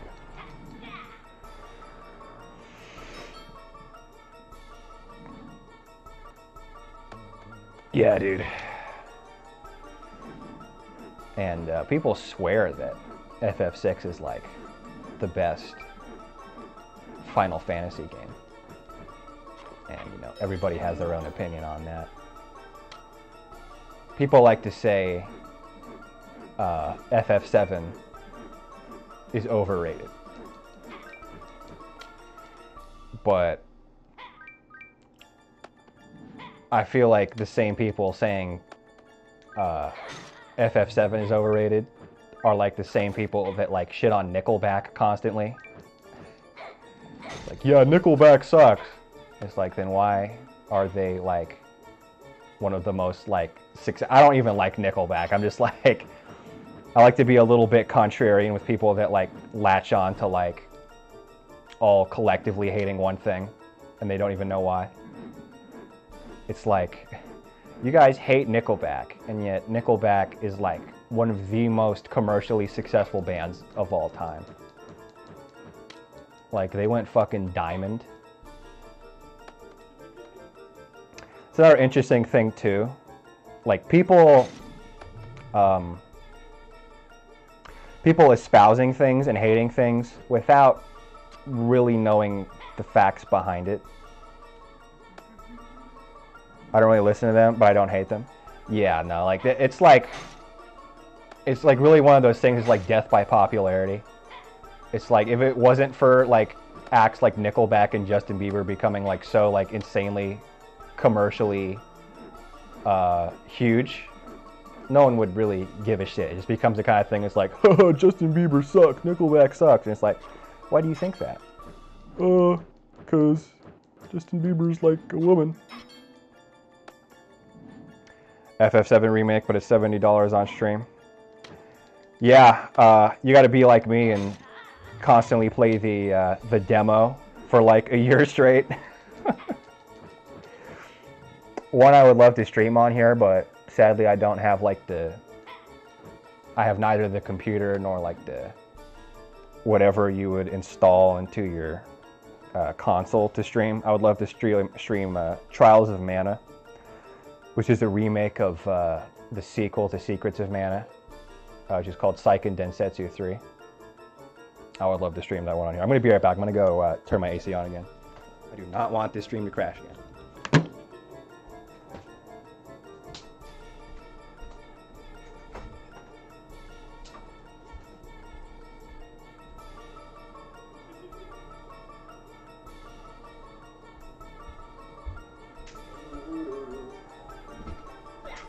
Oh shit. Can't even leave it alone for a second. Yeah, that FF7 remake looks pretty sick, dude. You son of a gun. No profanity in this stream. We're keeping it G-rated for the kiddies.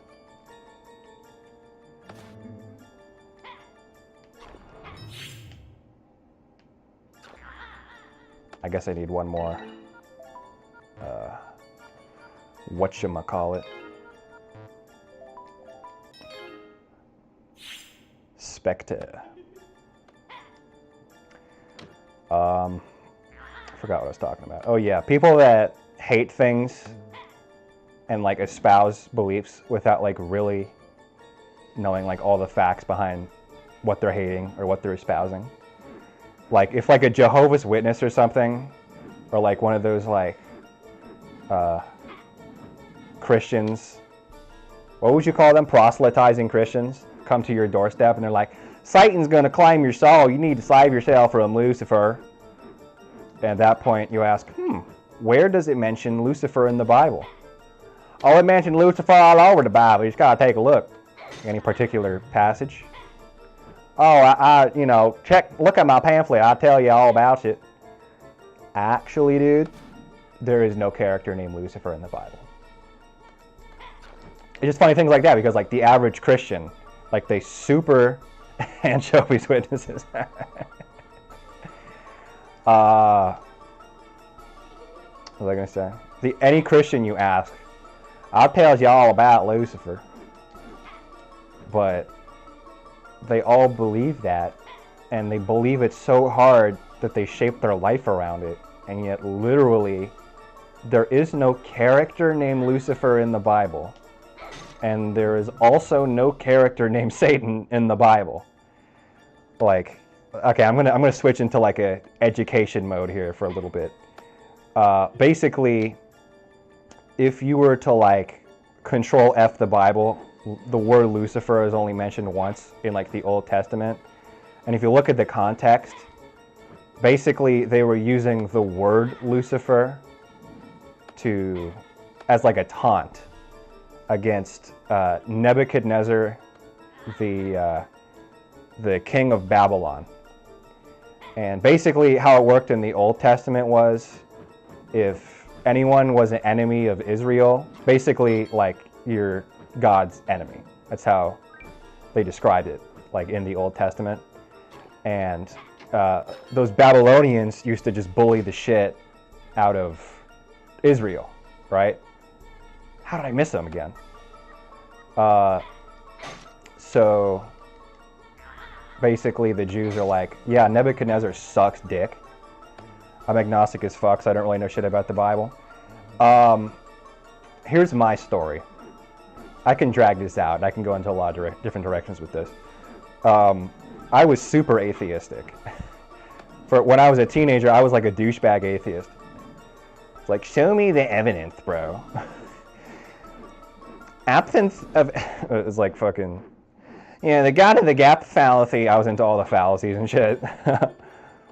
But eventually I just kind of became like a casual atheist. It's like, okay, well, you know, there's no evidence of, you know, God, so I lack belief in him.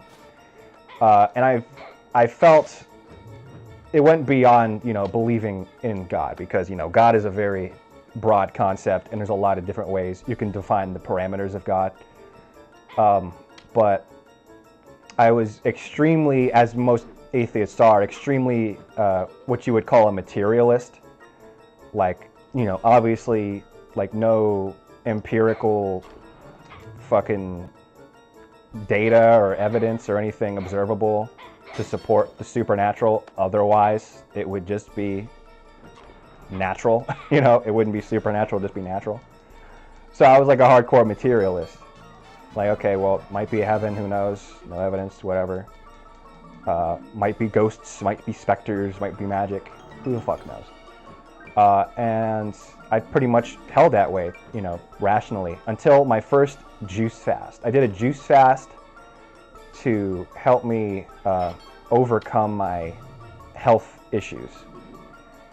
And although it didn't, I guess in a sense, it did help me overcome my health issues, because leading up to that point, I was literally dependent on taking kombucha tea every day, like a medication. Otherwise, like all of my diseases would start coming back, like fibromyalgia and stuff. So I literally had to go out and buy like a kombucha tea every day. And basically, the juice fast fixed up my gut, so I didn't have that problem anymore. But most of all, the juice fast gave me really weird, really unexplainable spiritual experiences. It was a 4-month juice fast I went on, which is hard fucking core, by the way. Like, the average person that does a juice fast can only do it for like, you know, maybe a couple weeks, at most like a month. I did it for 120 days. Is that a haunter? Who's to say, dude? Who's to say? And as time went on the juice fast, and I had heard stories about this from people like John Rose, who's like a natural hygienist guy who convinced me to do the juice fast. He's like a YouTuber, some old guy, really wise guy, knows a lot about like health and stuff. And he mentioned that one of the interesting things that happens on a really long juice fast is there's this really almost kind of disturbing increase in synchronicities after a certain amount of time on a juice fast. Like, you'll be thinking something and like immediately it'll like pop up somewhere. And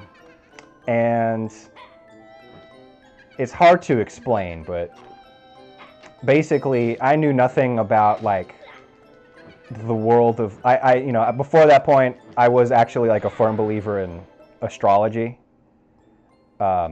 And that's another thing that I had to like really swallow my pride to get into, because it's like, that is so fucking dumb. You're telling me that, oh shit. You're telling me, thankfully we have our mermaid scale from earlier, so it protects us from water damage.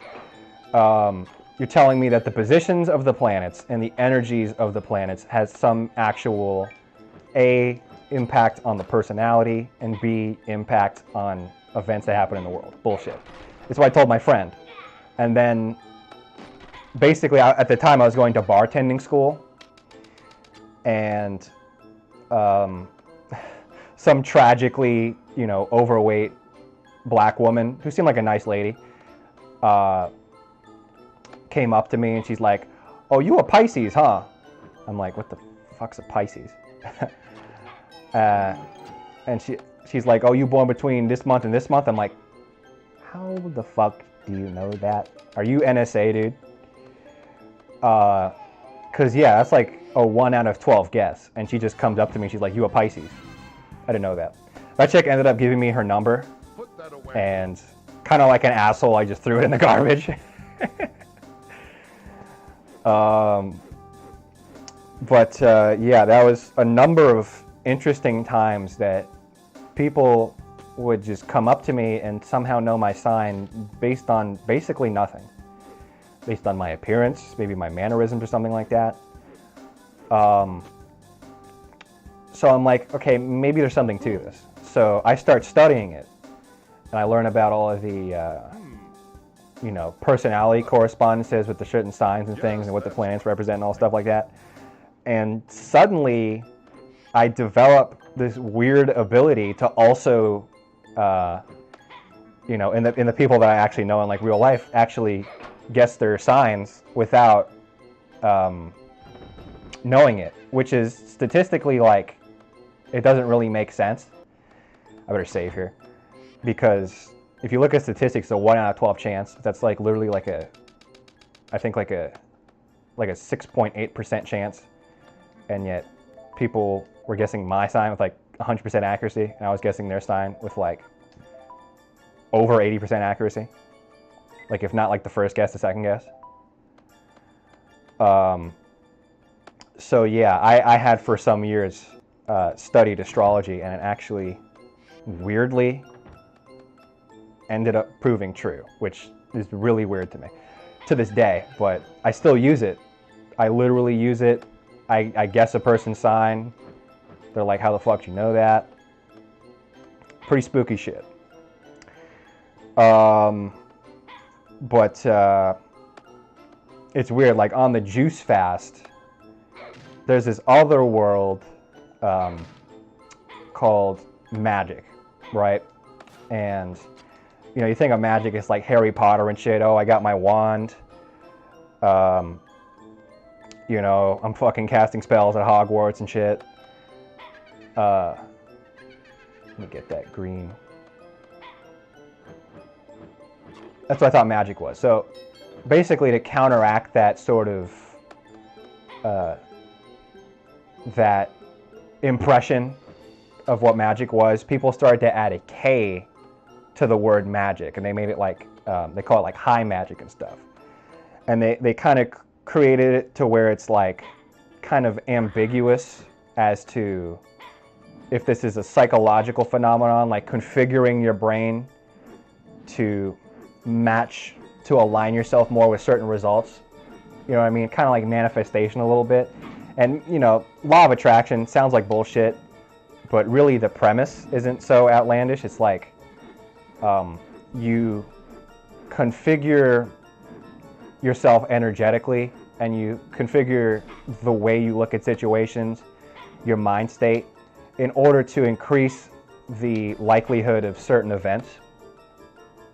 So it's kind of ambiguous as to if, you know, like stuff like law of attraction, magic are, you know, working on some kind of like actual energetic ley lines, and like there's actually some truth to like spells and shit, or if it's kind of more so like a thing like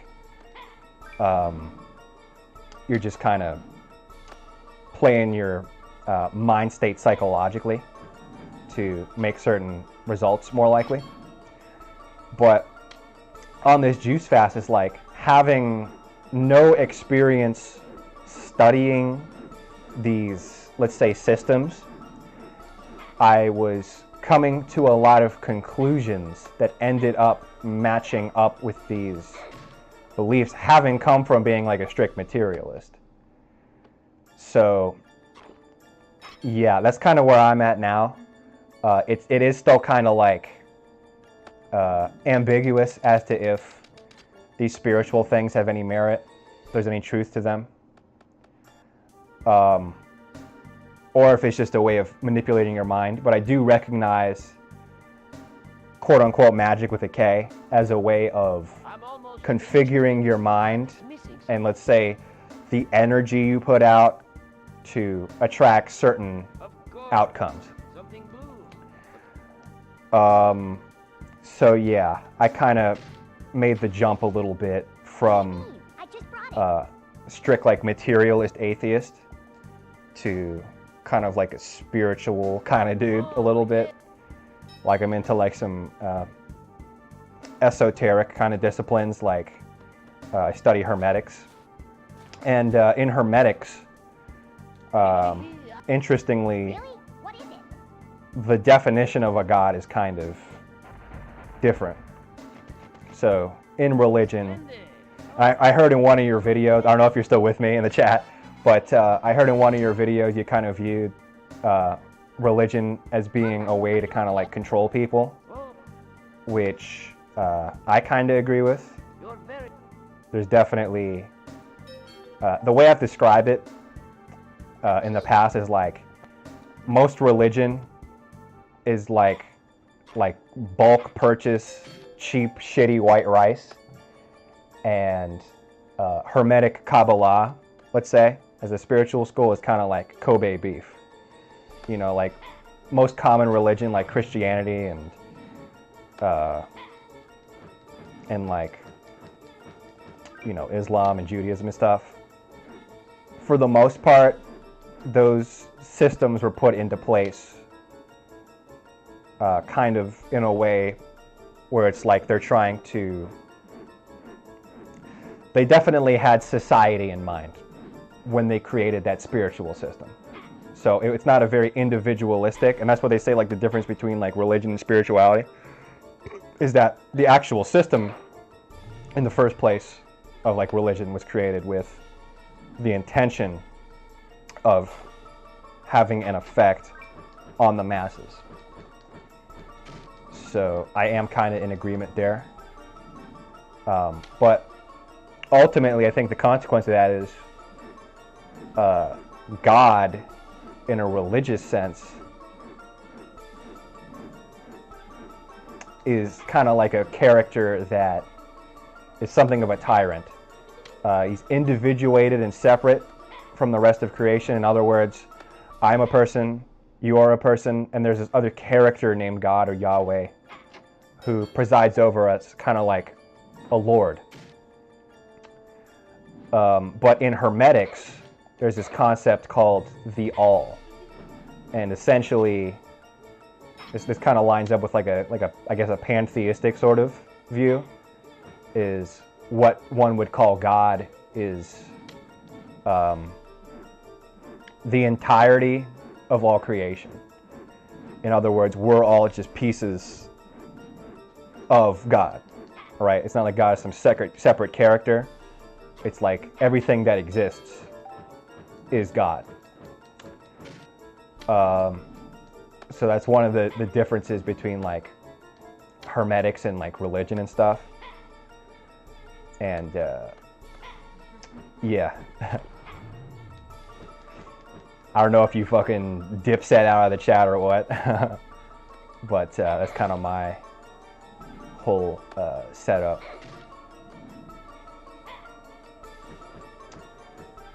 Where do I go?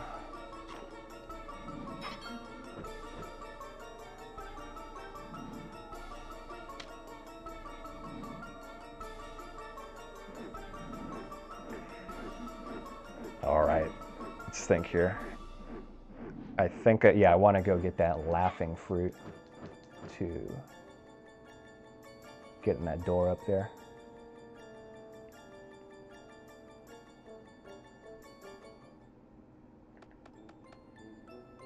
Too much thought into religion, I guess, personally. Yeah. Yeah. Because ultimately, the way I view it, and this is going to be offensive to like religious people. I'm going to have to bail in just a sec, though. I'm going to go get some dinner. All right, dude. It was really awesome having you on the stream. Definitely brought some life to this this barren landscape that is my streams. But I guess in closing on the concept of religion, is I feel that people come to religion as broken people.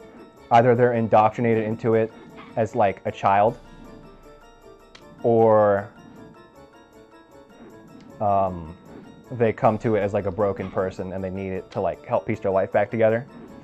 Because other than that, religion is more so kind of designed to create a structure that doesn't really advantage your life in any real way. You know, it imposes ideas like morality, which you may or may not, you know, pursue on your own, but not so much of a direct line of benefit to your life. Whereas kind of like the spiritual sort of schools that I partake in actually do advance aspects of your life in some way. You know what I mean? I do something called Nei Dan, which is Chinese internal alchemy. And I kind of mix that into the whole magic setup, you know, magic with a K. Could be psychological. Where it's like, basically, you put intention on like an acupuncture point, like 2 fingers length beneath your navel. And then you control the flow of qi inward to what you call your lower danqian. Lower it down to your perineum, which is your taint. goes back up to your lower dantian and out. And that's lower dantian cultivation. And it actually makes a difference on... Don't like needles? Well, it's an acupuncture point, so you're not actually putting the acupuncture needle in there unless you want to. But regardless of if you actually do the acupuncture, we have these acupuncture points, which are in traditional Chinese medicine. Wait, is all I need to get my chi flowing. Word up, dude. But basically, in traditional Chinese medicine, it's like we have these meridians and these channels through which energy flows, and by like playing around with it, it actually changes sort of the energy you put out. I know I'm sounding super hippie-ish, but I'm not gonna lie, dude. I did a juice fast for 4 fucking months, and I'm kind of hippie-ish now. But I'm an extremely practical guy. I don't put things into practice and make rituals of them if they don't actually help my life in some way. So actually, the stuff really does kick ass for building energy. Actually, in traditional Chinese medicine, lower dantian cultivation isn't just for magic. Magic is like a really external application of it. For the most part, it's called a neijia, internal art, where you're basically just kind of like healing yourself, increasing strength. It's kind of like qigong or neigong. And yeah, anyways, I'm not going to take up any more of your time, dude. I hope you go out there, and I hope you have a great meal. Thanks for joining the stream. Great combo. And you got to stream more, bro. I want to hop in your chat for once.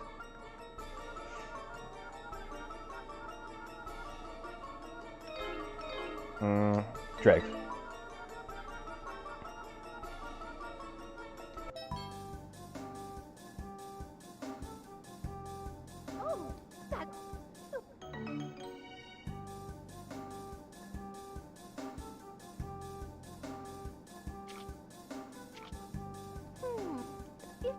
I've been running off at the mouth so much, my mouth is hella dry.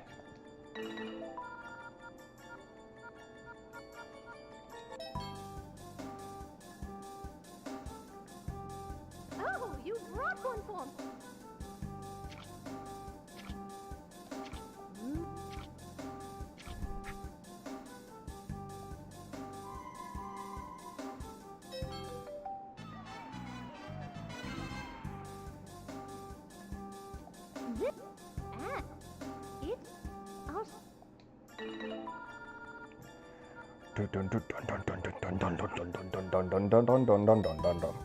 So we're turning in the dregs here. This is from that enormous pain in the ass of shooting those items into those worm creatures.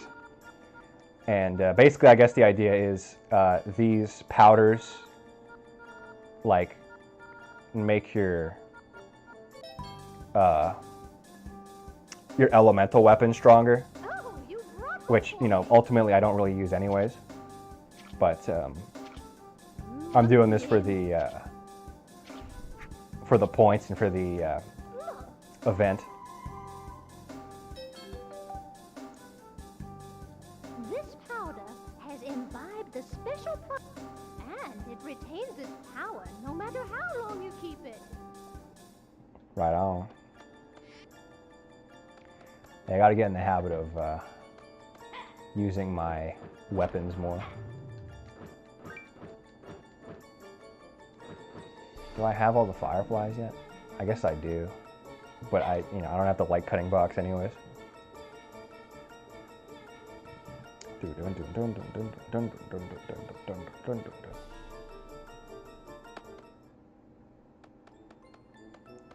I save here?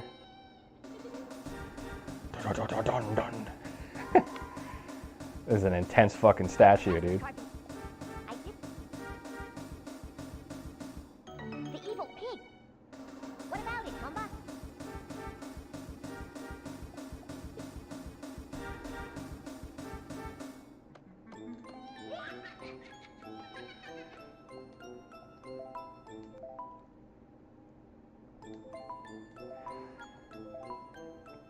All right, ladies and gentlemen of the stream, I'm gonna run downstairs real quick and get some water, and then I will return.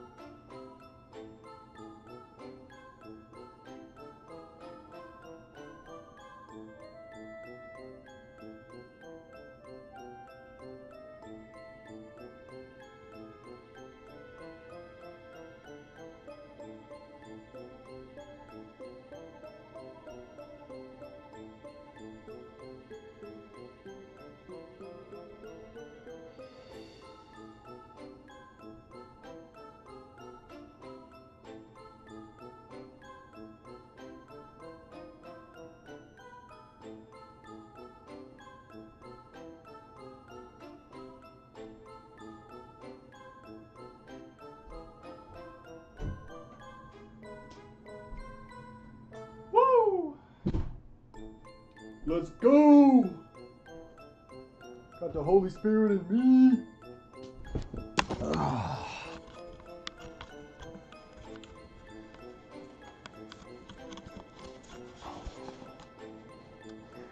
Get hydrated, baby. Damn good water. All right. Well, I had a great conversation there. Now, I think it's going to be even more fun to jump back into the game.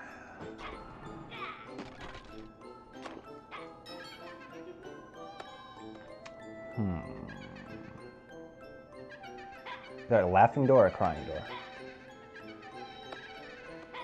Oh no, dude. Wait a minute. Hold the phone. So, in the laughing door is this motherfucker who won't stop laughing. And for that, we need the potato sandwich.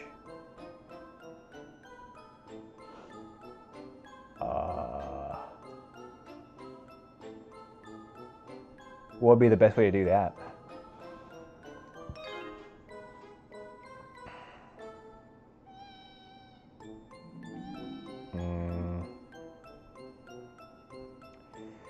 I'm gonna magic wings back at some point.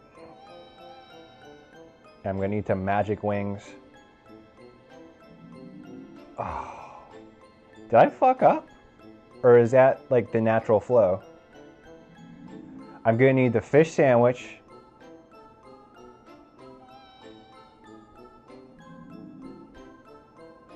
Okay, I think maybe after I get the white key. After I get the white key, I'm gonna go back and get all those chests. I'm gonna get the fish. I'm gonna get the potato. Hell yeah, dude. This right here is the best item in the game. You can suspend the grapple from certain kinds of ceilings. Then you swing back and forth on it and go fast enough to just fly along, suspended from ceilings as you go.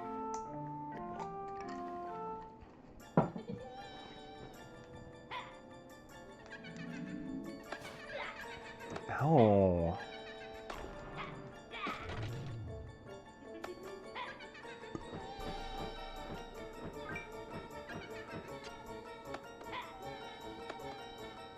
Nothing in there, I don't think. No!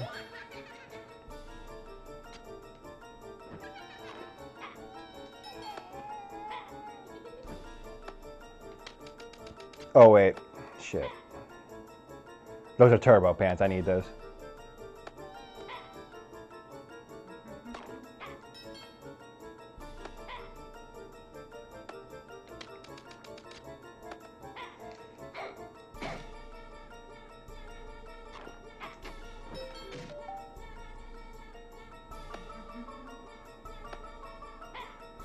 I think now would be a good time to get the fruit and the gem.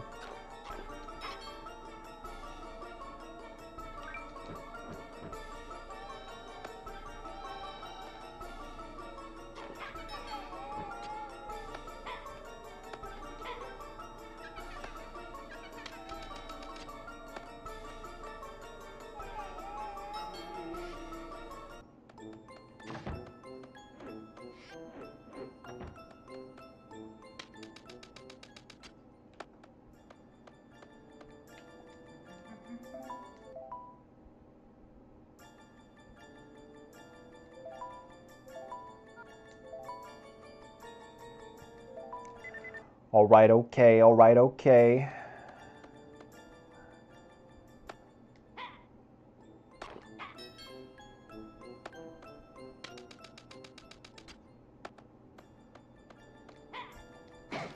God, I love this item.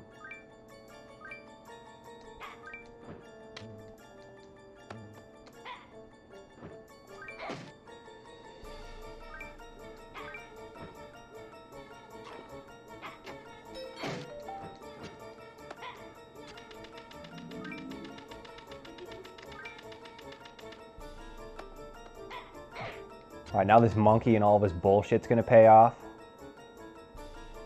Wait a minute.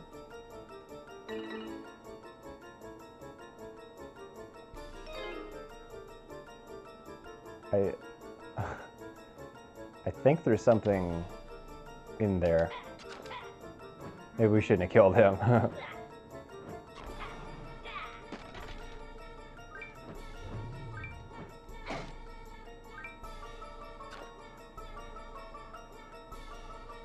Anyways, yeah, we want to get that caterpillar down.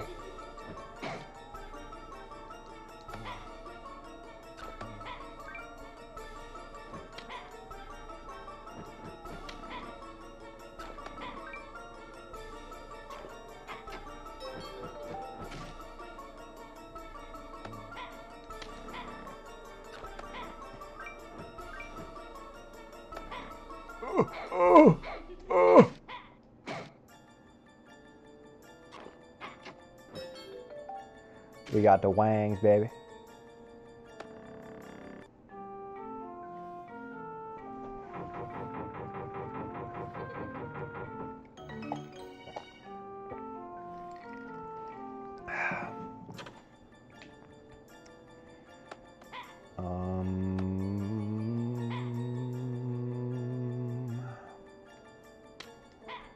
Caterpillar. Oh, baby, look at all these points.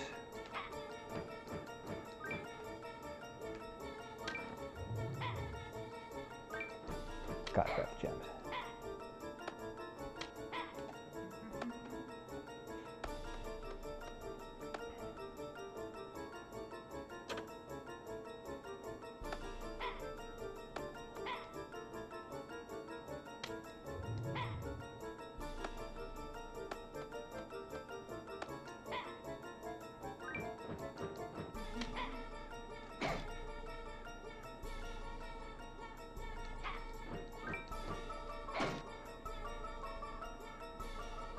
shit, that's risky business.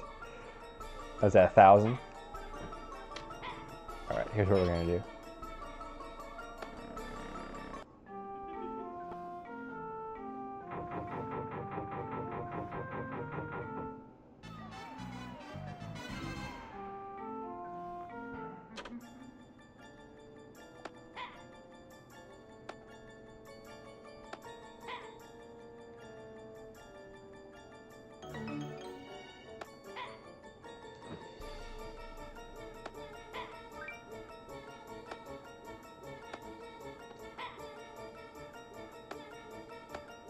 Now, while he's doing that, I can go on down and get this gem. Beautiful.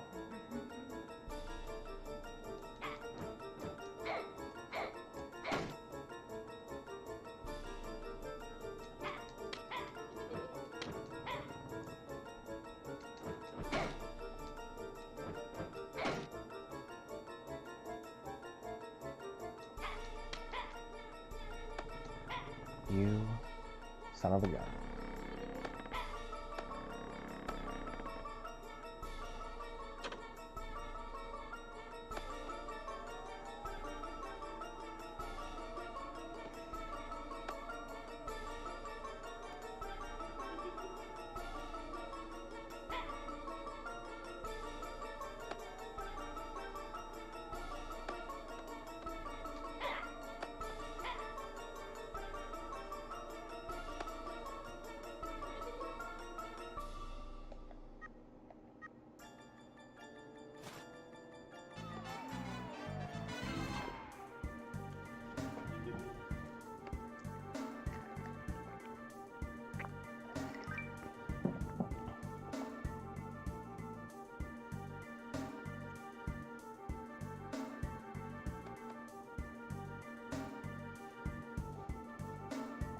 Charles, what are you doing in there? I'm all wrapped up in these leaves, and I... Imagine that, the monkey's in some more bullshit. Normally this would be the last straw, Can't you do something? but knowing that he's about to give us the big kahuna, basically the money back guarantee that we're never going to die again.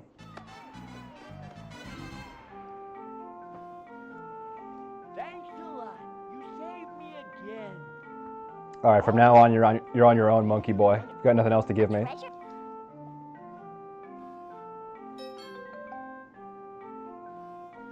This... Actually, some old cadre. So it's all yours.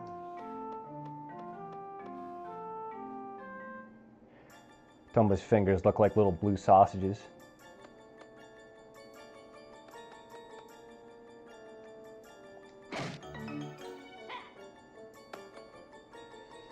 Is that ghost still there?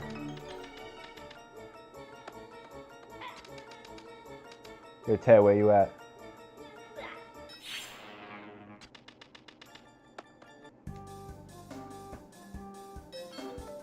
Nice.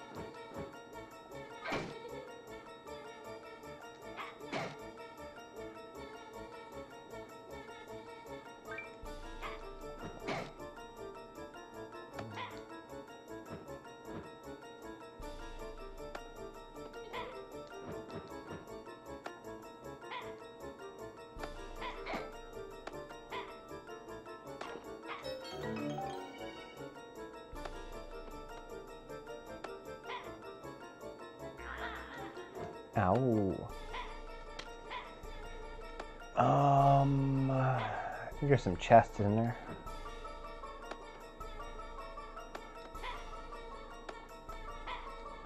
There we go. Hello.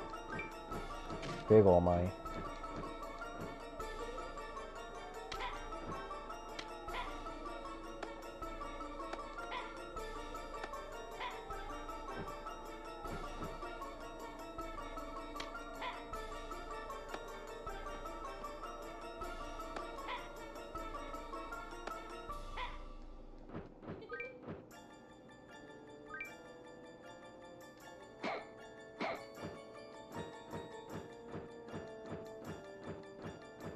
Oh shit, now we're lost in oblivion.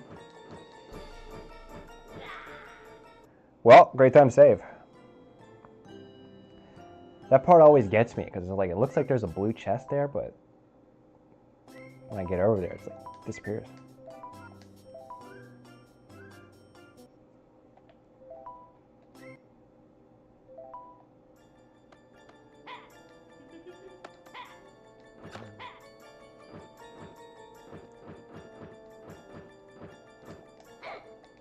Oh.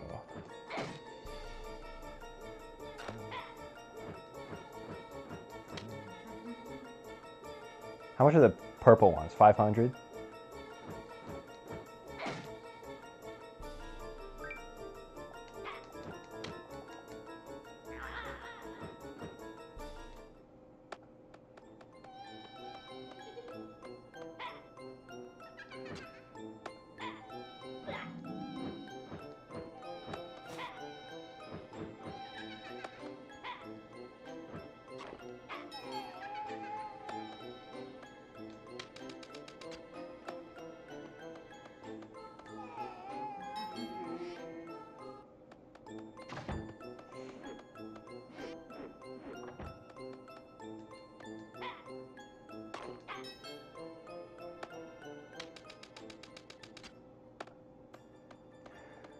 Shabba-ding dong.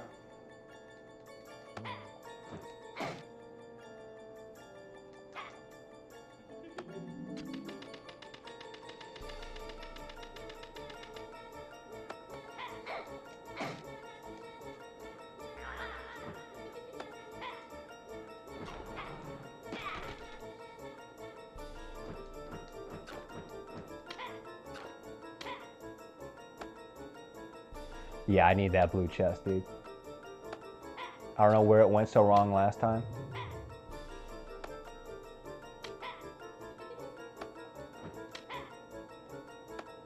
God, dude, these mechanics are fucking killing me. Okay, we got a red chest down there.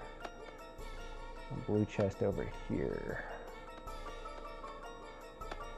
That blue chest is mocking me, dude. Where is it?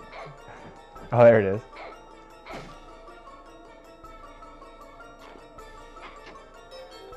Oh, so not worth it.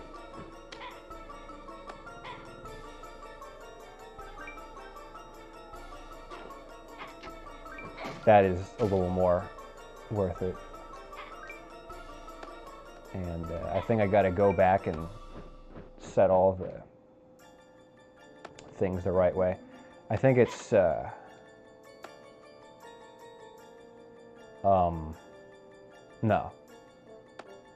And I happen to know what you get for setting them all the other direction, and it's just another shitty lunch that you'll never use.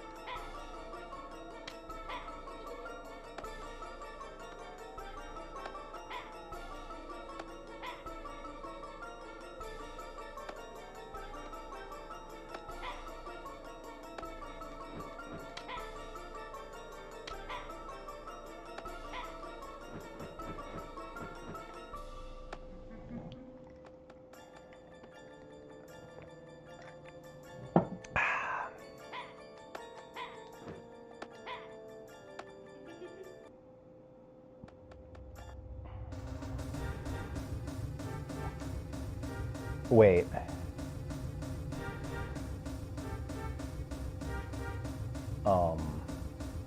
We get the white key in the water temple.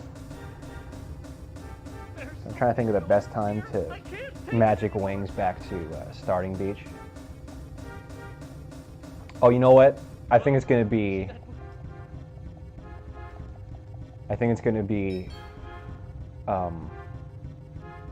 when we have to go back and get that sculpture. Oh shit, did we talk to the guy to make the sculpture? I guess it doesn't really matter. You just talk to him and then you go back up and then, right? It's no good, I can't remember.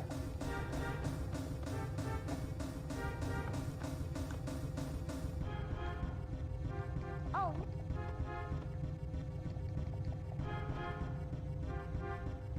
Kynan, watch it. This is where Kynan puts his nuts on the table. Low-key the strongest force in this entire game. Be gone.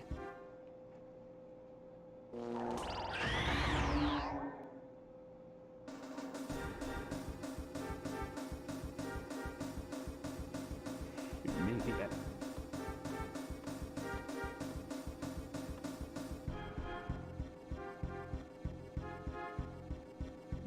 This book also has a hidden pig bag. Here.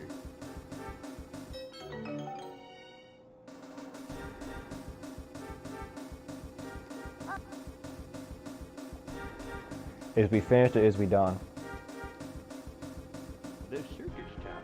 Or should I I'm getting excited to stream Master Quest after these. It's been a long time since I played Legend of Zelda.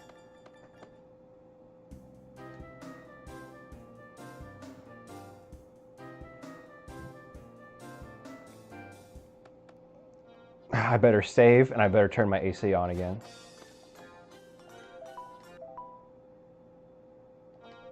We're beating this motherfucking game tonight!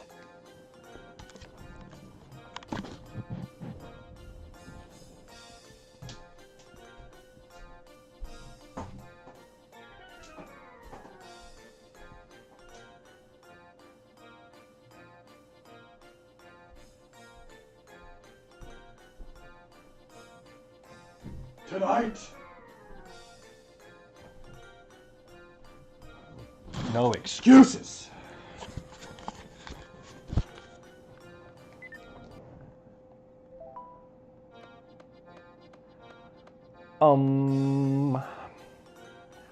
What am I doing?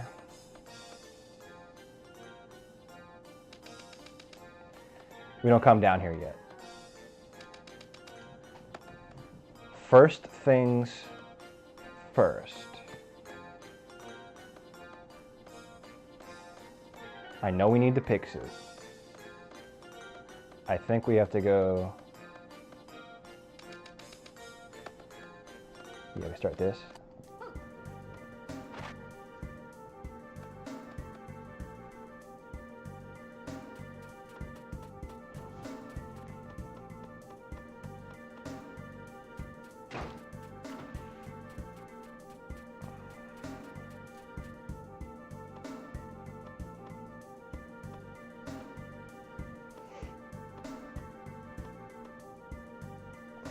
That's a place we just can't reach. We can't use the seesaw? Surely we could put something on it.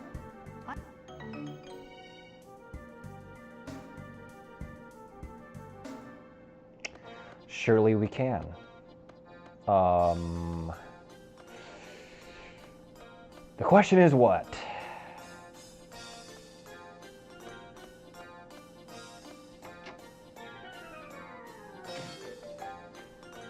I remember there's a ball involved somehow.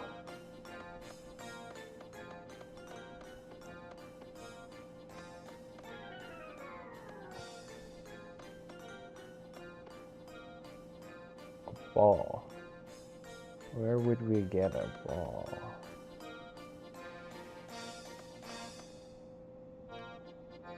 This part I always forget what we were supposed to do here. We can't talk to this guy because we don't have the pig ball yet.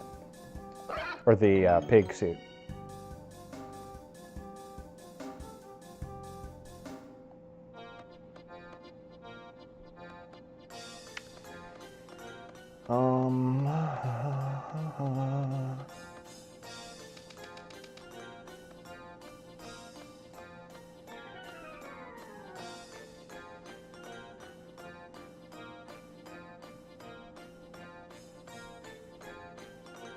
Oh, there we go.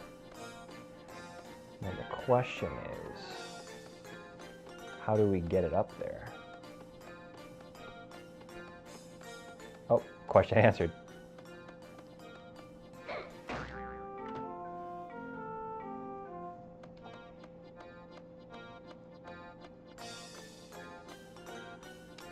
How long have we been streaming? Say about 2 hours, right? Make a pretty good time. Nothing speedrunner worthy, of course, but we're doing our damnedest here.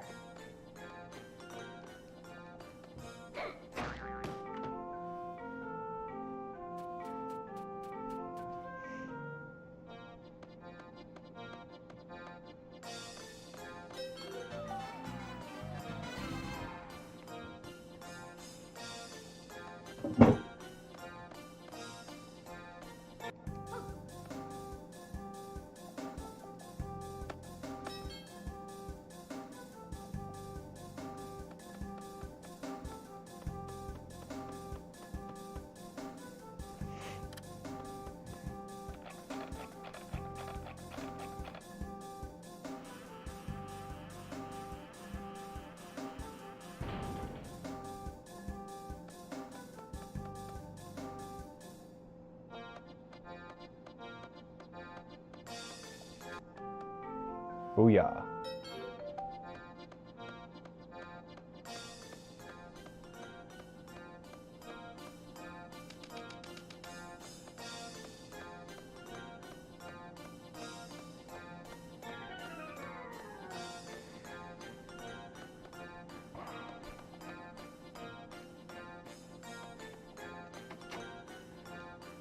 We ought to raise our glass to 15 minutes without a crash. Because once this game crashes, the stream is over. Let's see now.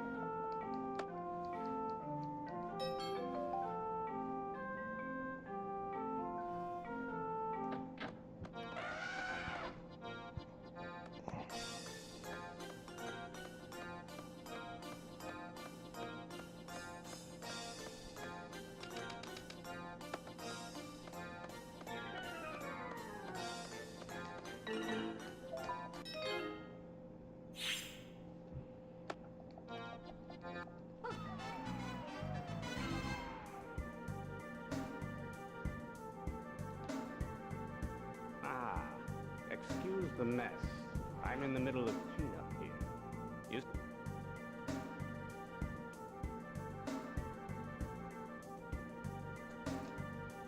You see, boy, the circus is closed right now.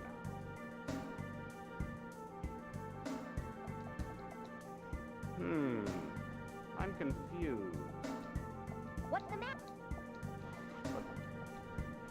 No.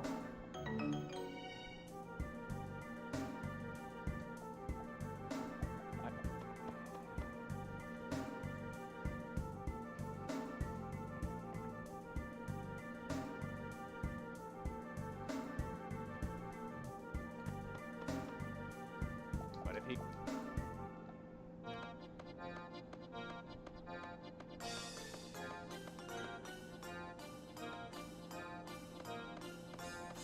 Nothing in here.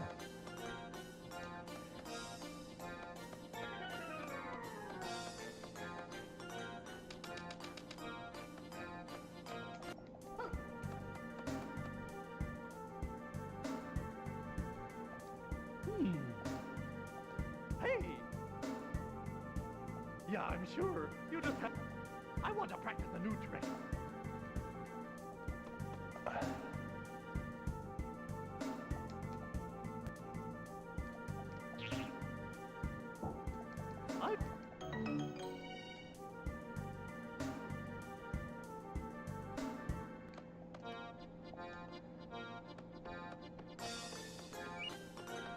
shit. Permanent spine damage. Don't blame me. I'm counting on you. I really detest pain, you know. Don't blame me. Blame the designers of this game for making insanely jank controls on things like this and the shit. The thing you get the sand with, the wheelbarrow. Let's go! Woo! Got the Holy Spirit in me.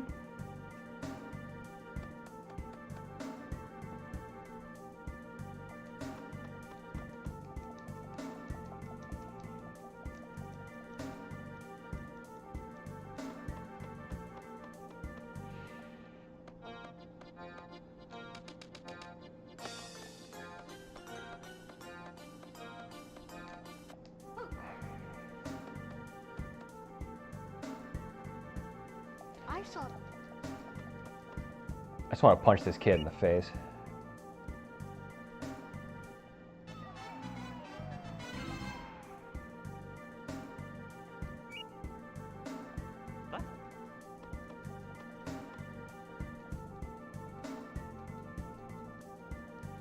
Yup.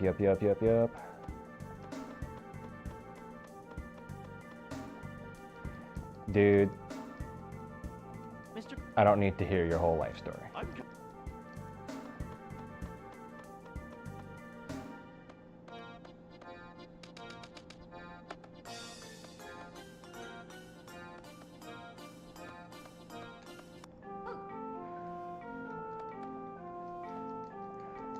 Bam, bam, bam, bam, bam, bam. Bam, bam. Bam, bam, bam. Nyam. Nyam, nyam.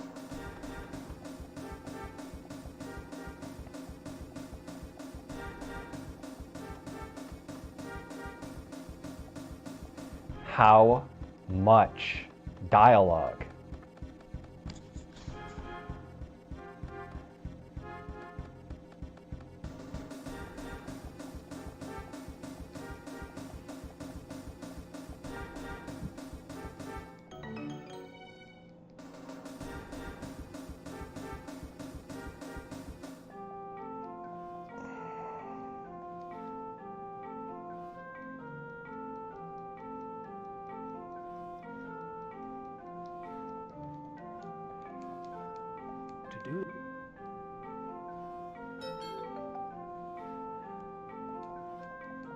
All right, okay.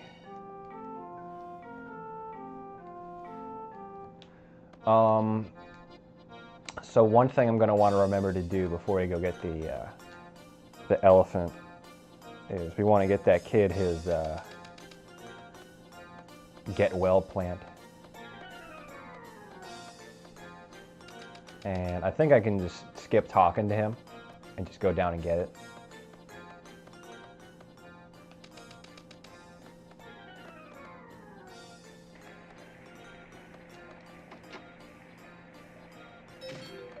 That will never come in handy.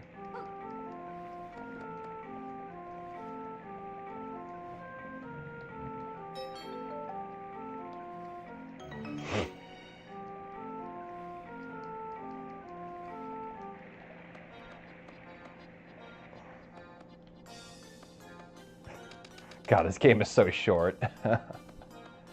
I bet we're gonna beat it before like 5 hours.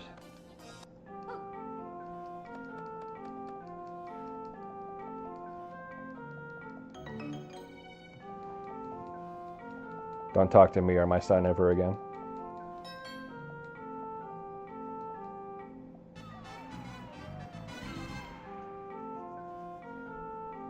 Wow!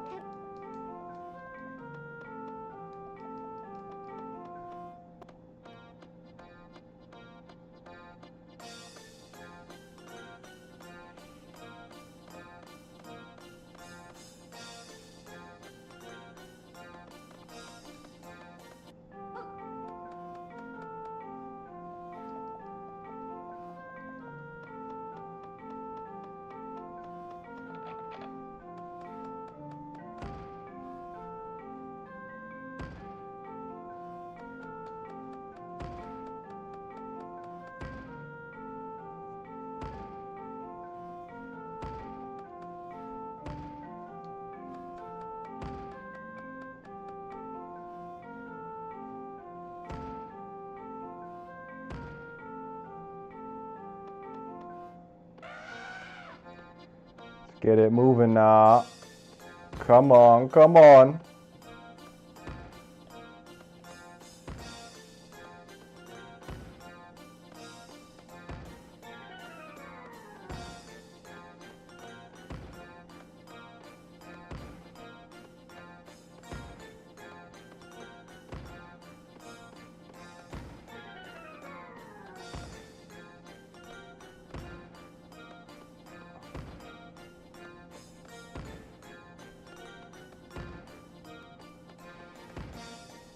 Isn't that cute? He's got a little party hat on his head.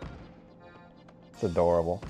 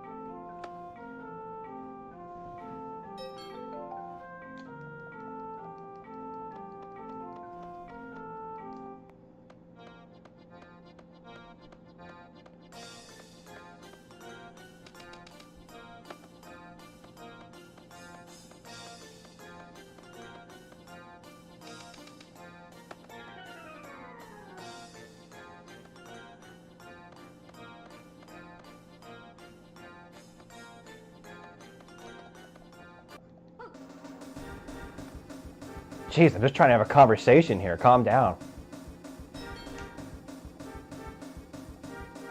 Making me go into fight or flight mode. Ancient.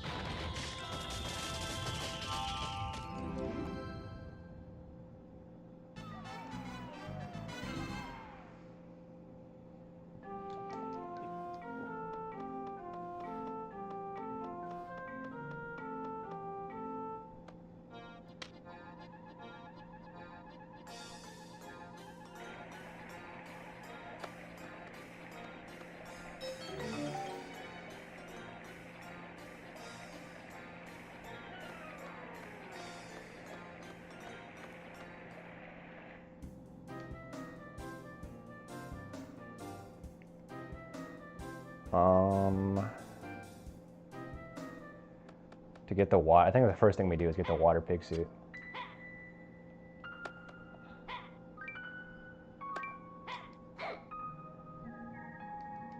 Well, that's a bummer. Thankfully, we have that mermaid scale.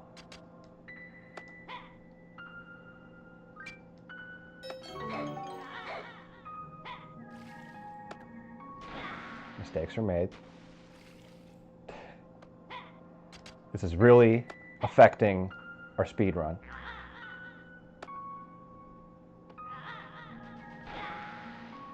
Okay, then how do I guess I'm gonna have to switch to squirrel clothes.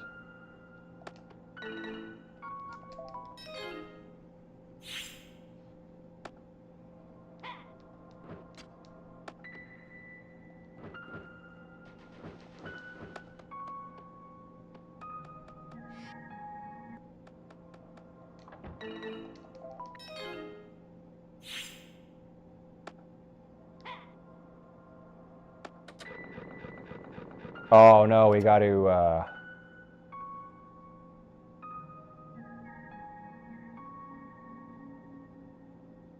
what do we got to do?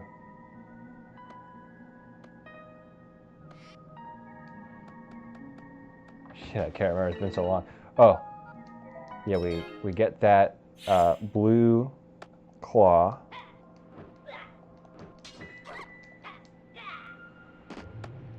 We bring it up to the guy at the top of the...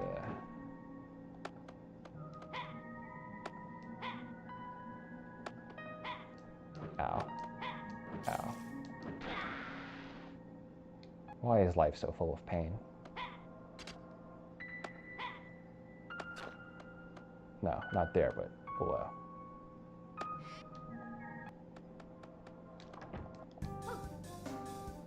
I'm making the decoration. We are beating this game tonight! This should be enough.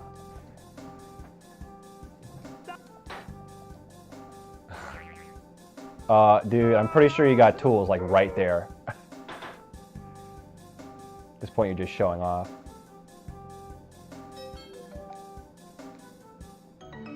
Alright, well, thank you for giving me this thing, even though I never asked for it and you don't even know who I am.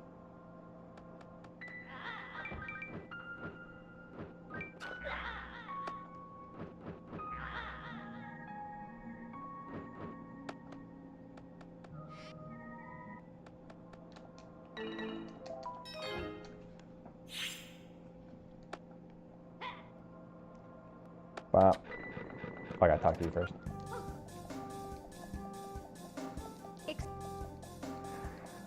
Mermaid hoes ain't even got pussy. What is the point?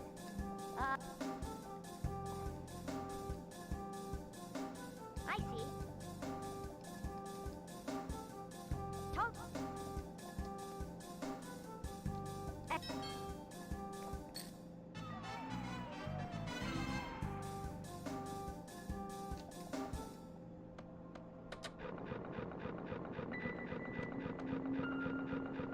You fucking what, mate?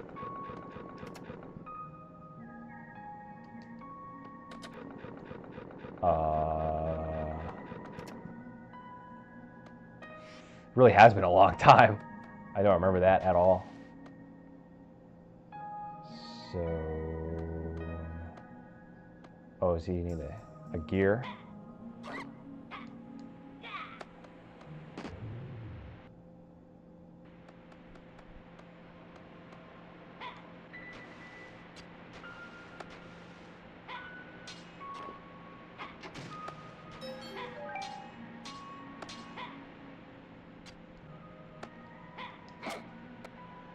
I don't think I can progress down here until I have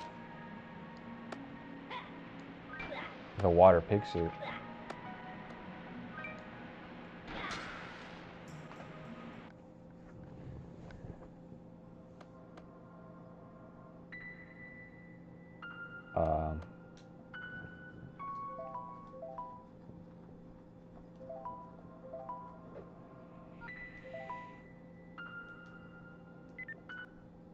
Yeah, I'm kind of lost.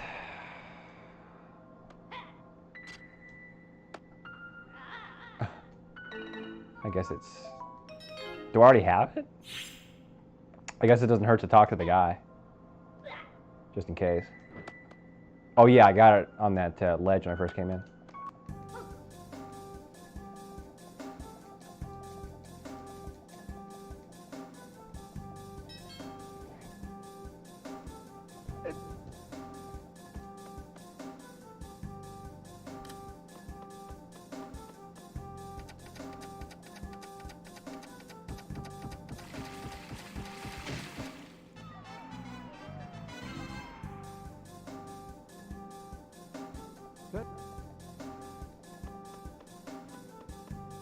Neato.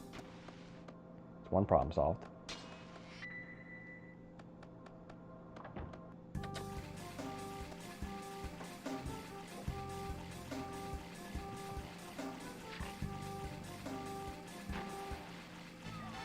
I love this game, but it's like Zelda for like 6 years or younger.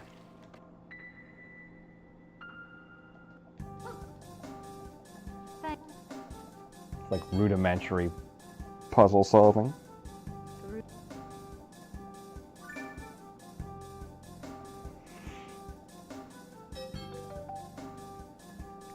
Uh-huh, uh-huh, uh-huh, uh-huh, uh-huh, uh-huh, uh-huh.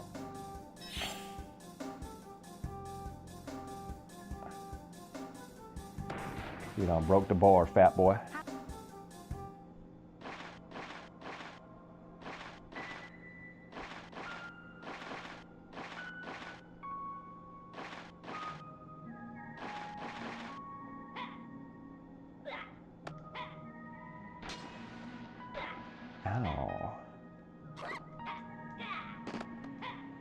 There's so much pain in my knife.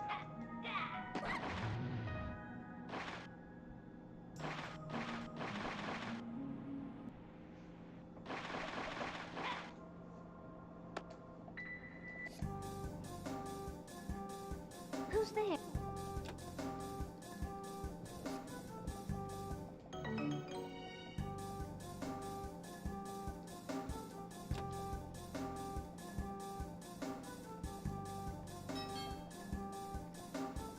I'm trying to remember where we get the light cutting box. Oh, I think we could have done that back in... Yeah, I think we could have done that back at the swamp. Yikes. Well, that's a blemish on an otherwise clean run. And then we would go in that door once you had the light cutting box. Ow.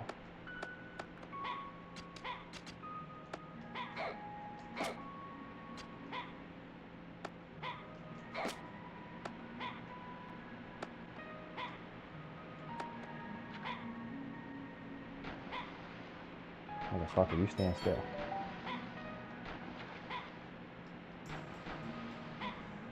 Oh.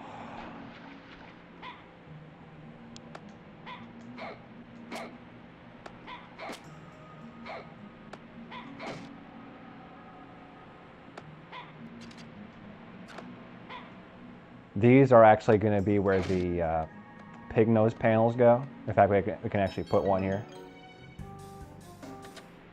And the one thing to remember on our way back is we're going to want to get the pig nose panel in the snow area.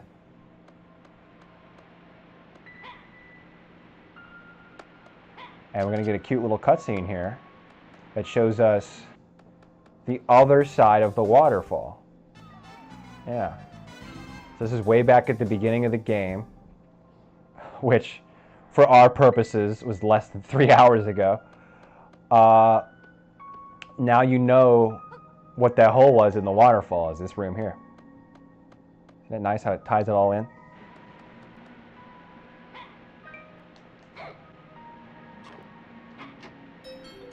Alright, harp's right side.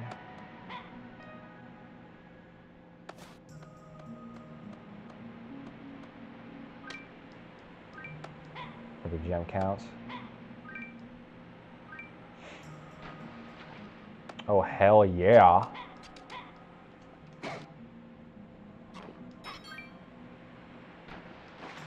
Haha. Give him the old... I don't know what you would call that. That was like some Jackie Chan shit.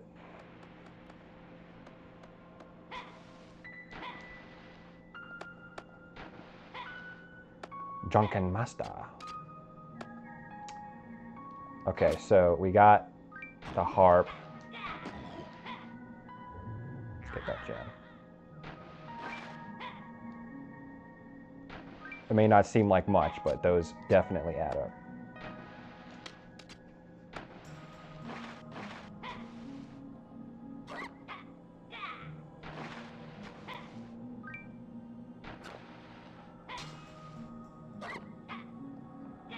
Kabonk.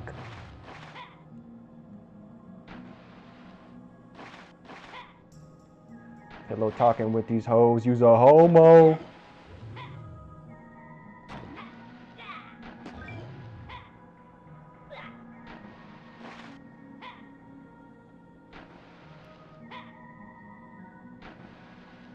I swear to God, give me that fruit.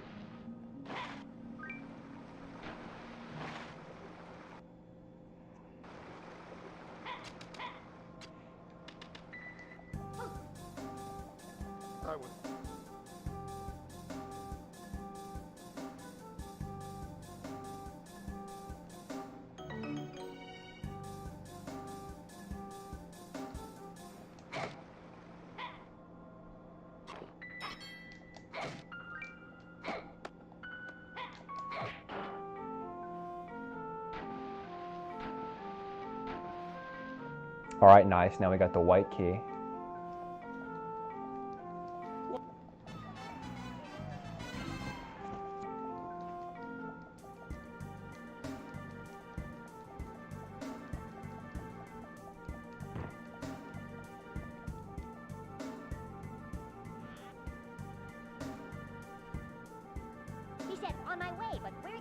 it going? There's a cave in that direction, isn't there?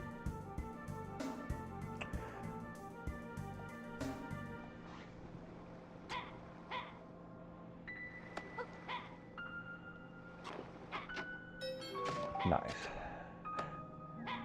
I have another question. If the chest was too heavy, then how heavy is that key? Because that was the only thing in there. Ow. Is this where I die?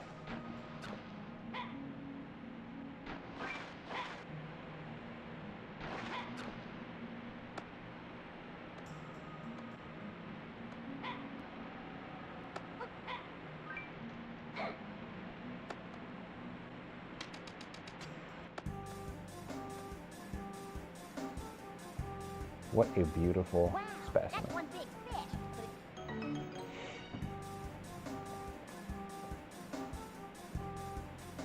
Thank you. May I ask you, What is it? you said this place was also cursed by evil pigmen. If so, there should be an evil pig back here somewhere. Do you know anything about this? We'll need to wake the giant fish, the guardian deity of the water temple. That's a good voice actor, man. She's got a lovely Pretty voice. hard task right now. To wake up the giant fish, I'll need my harp. But when the water pigs shut me away, they took that too. What? Thank you. When they took the harp from me, I watched. They took the harp's rights, the high-pitched pearl. They threw the pieces in the air and they...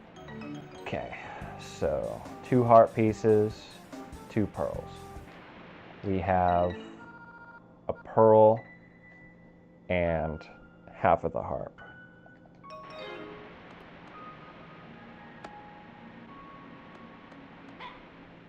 One of them, I believe, is if you jump down,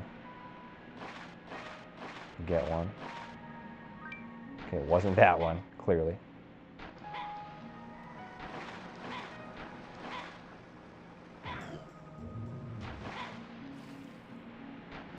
Ooh, ooh, ooh, there it is.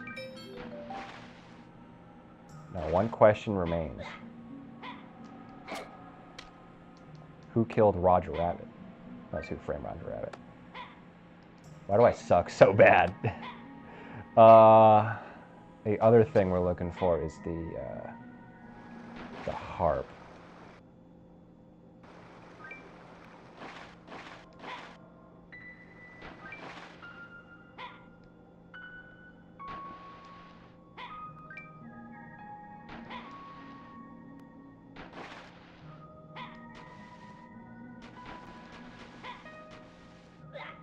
You salty dog. Shit, I better get some. Oh boy, oh boy, oh boy, oh boy, oh boy. Let's everyone just calm the fuck down.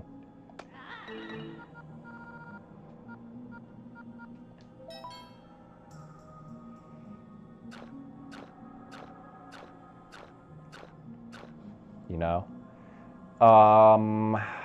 Yeah, the other part of the pearl. That's where I'm kind of lost.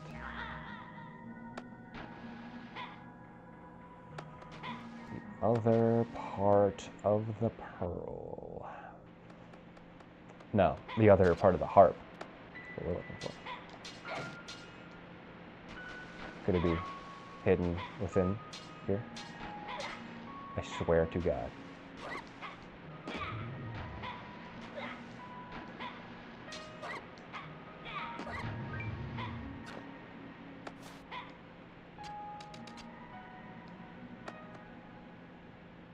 Oh, that's going to be to unfreeze Baron, which really doesn't even matter at this point. We have so many magic wings. Oh, and also, there is another thing too. Is we also use that holy water to unfreeze the tree in the snow area. Where's the harp?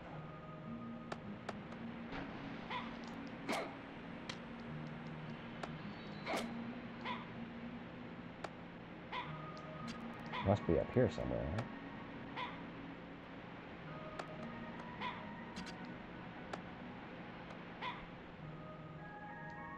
I want to get to that thing.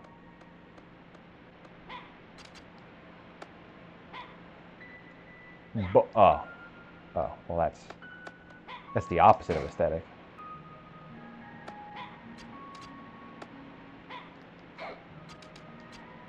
I'm a bouncy off you. Boing. Okay, wrong motherfucking gear. Let's run that back one time.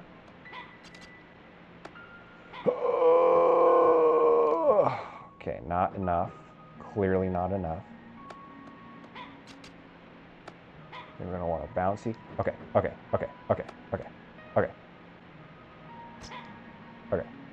He's gonna rise. Oh no. Okay, not enough time. Okay, now. Oh fuck. God damn it.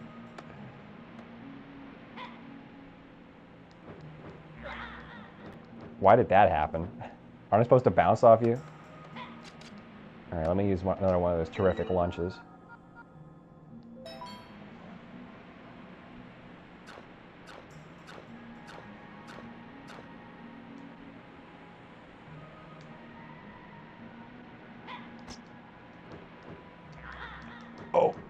Oh, hell yeah. What do we get from that? Oh my gosh. Ronnie. Look at all those points. That was 100,000 points. I think we need 1,000,000 for the one in the swamp. But we're steadily making our way. I don't know where this harp is. Let's just make sure we don't have it already. Harp's left side. No, we don't have it.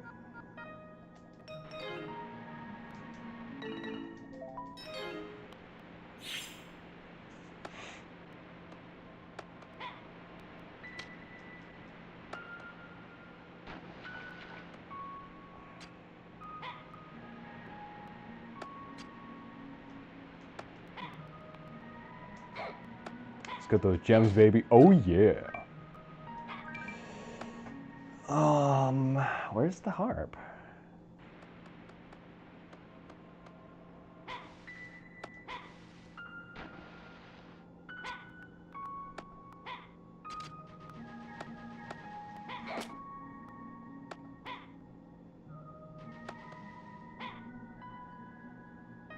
¿Dónde está la biblioteca?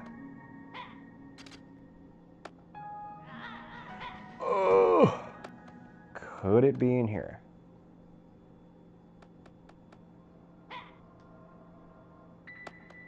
Evidently not.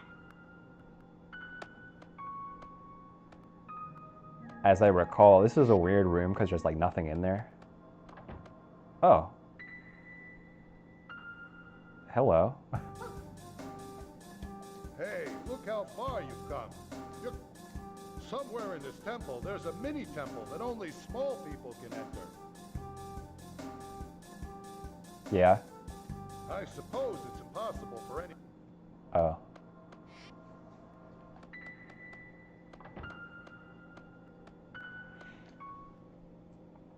Where is this harp, man? Oh, looks like I got a mensaje.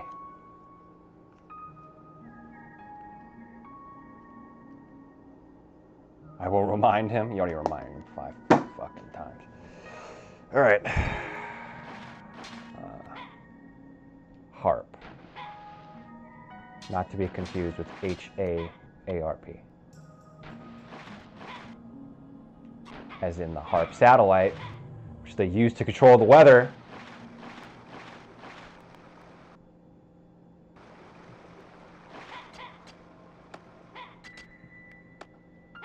It's gotta be up here.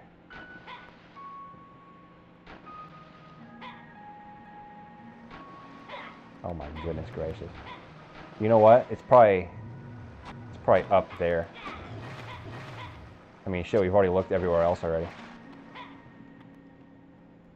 I gotta do another run in this game when I know what I'm doing.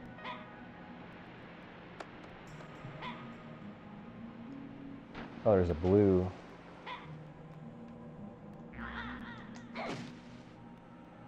I wonder what's in there. The most useless item in the game.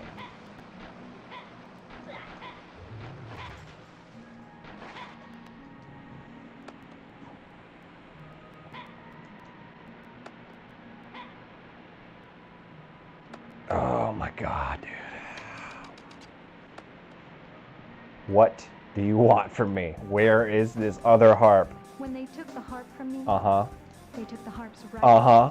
The high pitch. Uh-huh. They threw the pieces.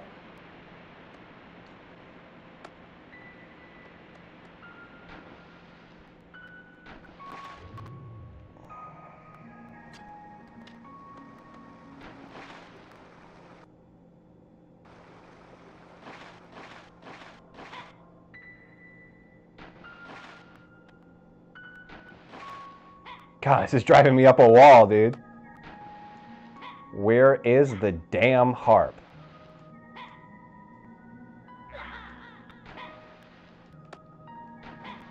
Dude, these physics are nuts.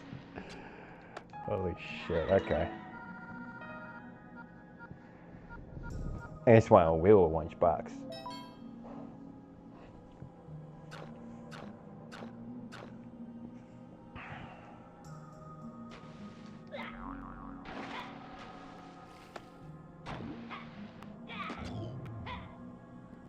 Where is the harp? Where? Oh, you know what? You know what? You know what? You know what? You know what? You know what? You know what? You know what? Ooh, there it is.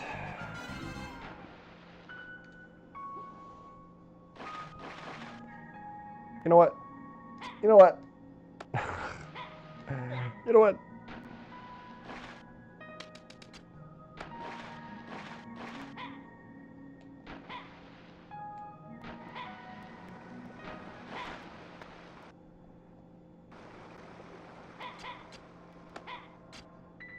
Alright, can I beat this game in an hour? In an hour, my computer turned itself off.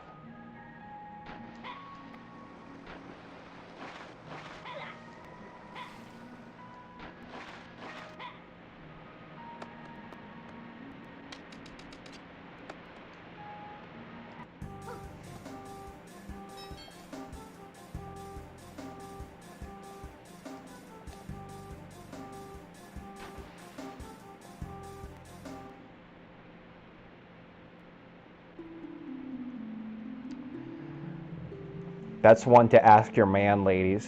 Ask them, would you date a mermaid girl? If they say yes, their intentions are pure. Unless they're into blowjobs.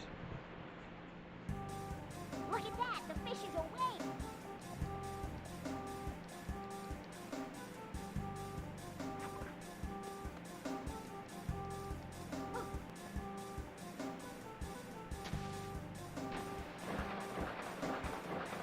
Now that, I'm fairly sure, breaks a couple laws of physics.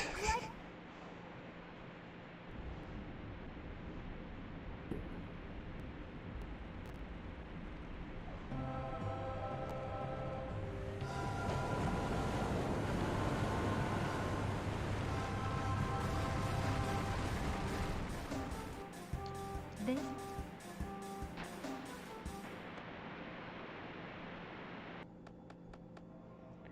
Of course, there's just some random guy sitting in it. It's been sitting here for 10,000 years. It's been pretty boring. But thank heavens the egg is safe.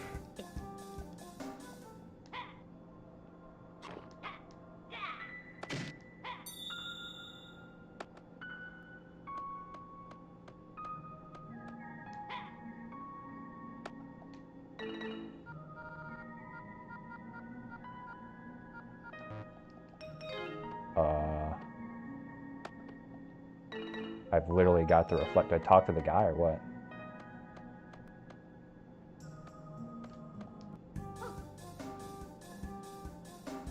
What?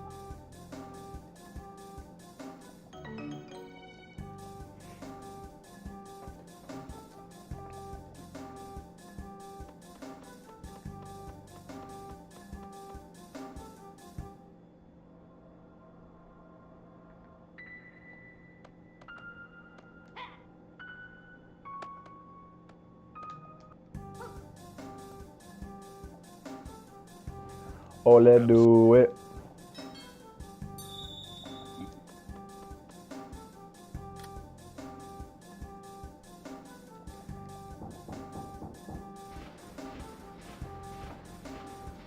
I have got 55. Well, I don't think we're going to beat this game today, unfortunately, guys. I set my computer to turn off at 11 o'clock every night, and I don't know how I did it, and it doesn't stop. I don't know how to stop it from doing that. So, yeah.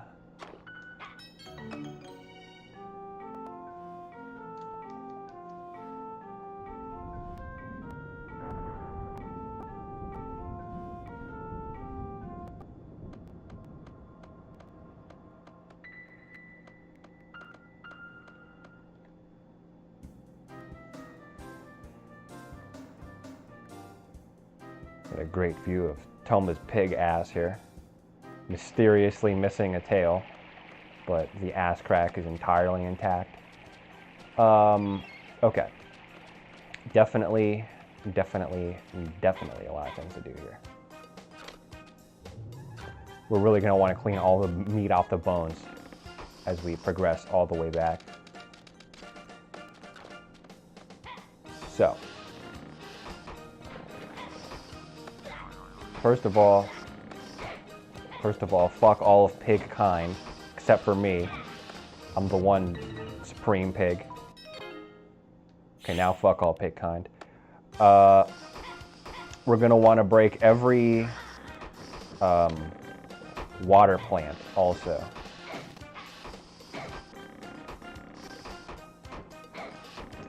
Come on, come on, come on. There we go. Never going to be useful.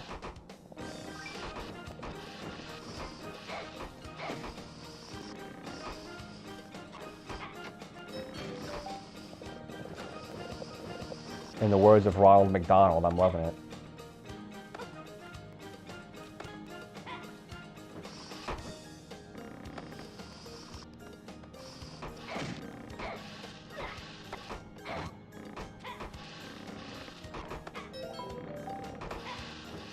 Oh, and we forgot to get the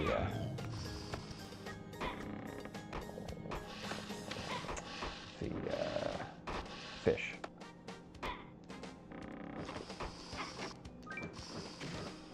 Okay, we won't get that. That's all right.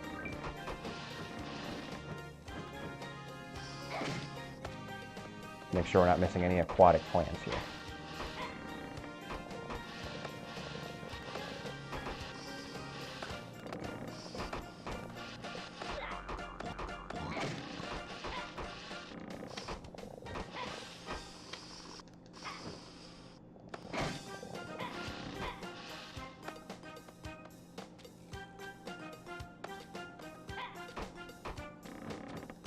And we still forgot the fish.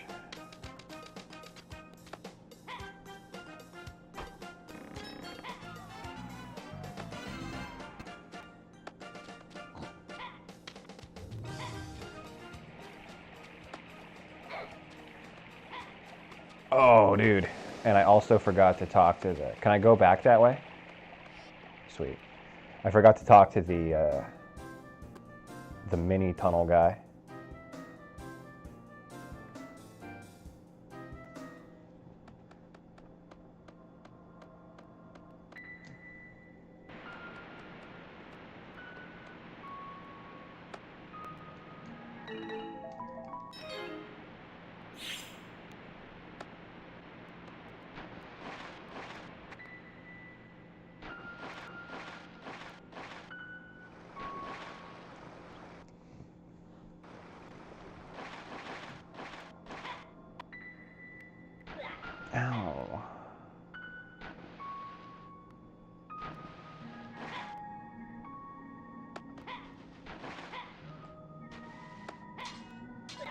You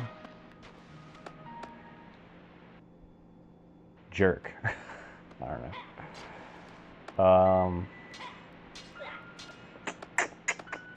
Yeah, I need to talk to that tunnel guy.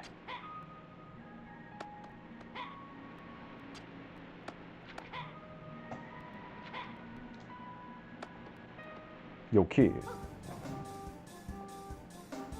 Hey, you're the Mm-hmm. Yeah. Yeah. Yeah. Yeah. Yeah. Yeah. Yeah. Yeah. Damn, look at all those magic wings. Ain't no one need that much wings.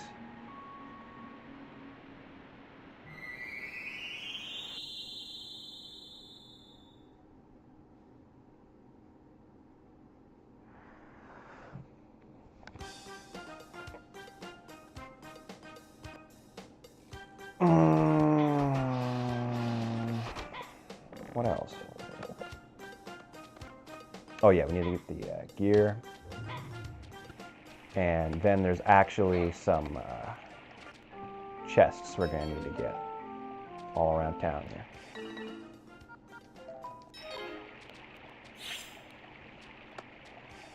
I think this is probably my favorite part of the entire game, is when you finally got all the keys and now you go back to reclaim all these chests. You have to go back all through all those zones you already went through.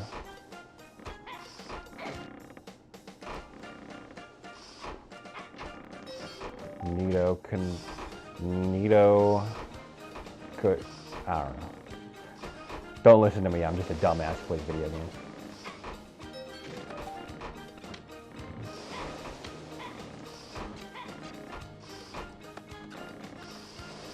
This part, for years, dude, I never knew how to get in here. For years, I never knew.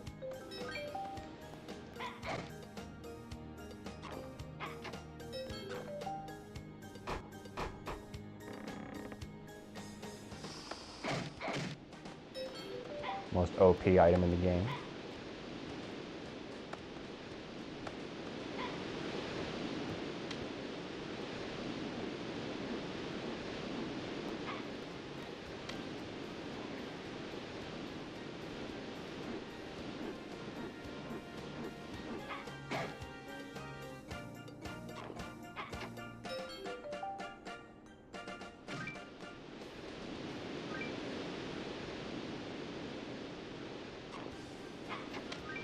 Nice. And I think that's pretty much everything here. Oh. I think there's a chest.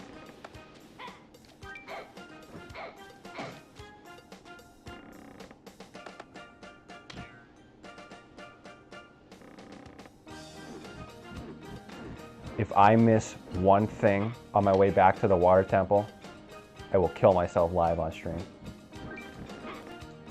I was right. Nice, dude. All kinds of items. Yo, kid.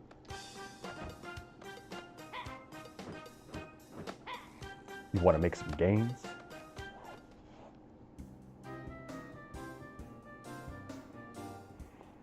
You finna bust that mushroom tip.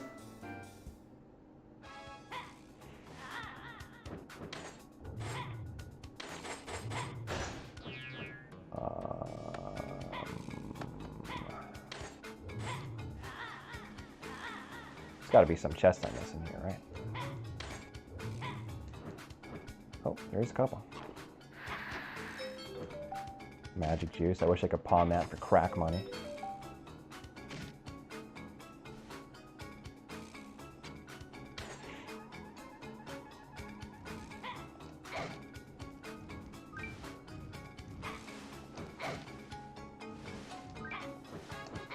Come on. Hell yeah, dude. So many points.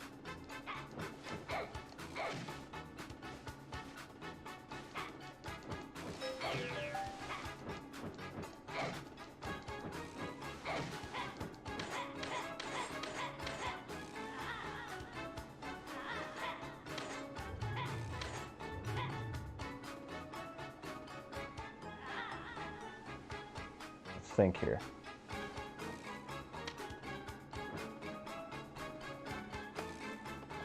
Do I have any complete songs?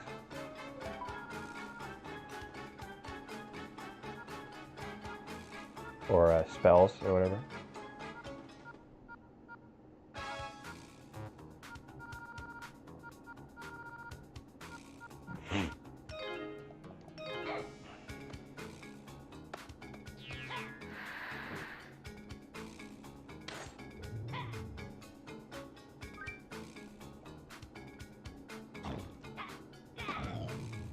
Basically, this ledge here is where one of the towers is, but I guess I don't have any complete spells yet. Got the spell of strength. I don't know. Fuck it, dude. Whatever.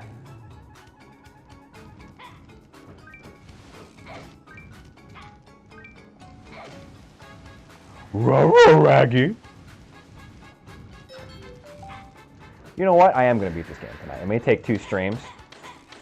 But best believe, y'all, I'm doing it. I'm finna do it.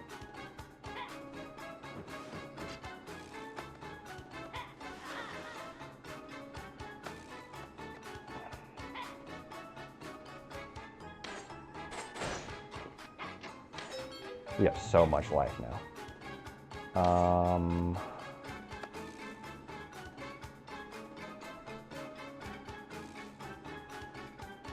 Well, I guess that's it. No, no, no, no, no. We are not forgetting that motherfucking potato. No chance in hell. Not in a million years. His little blue sausage fingers.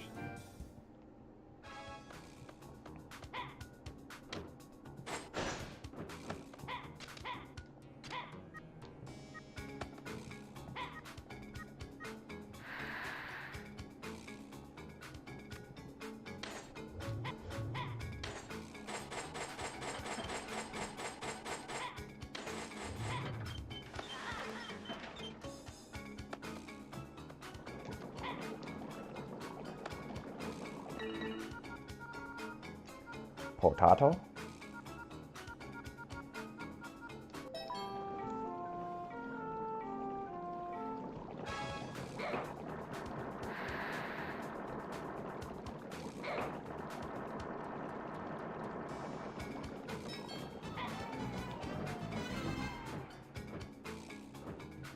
We're gonna take that potato to the soul kitchen.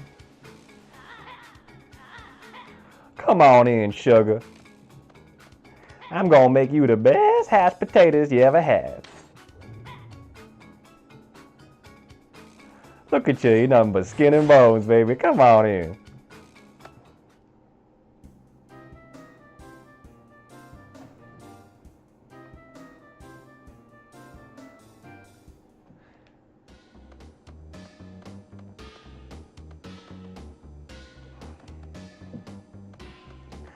Love that chicken from Popeyes. All right, well, start with the potato.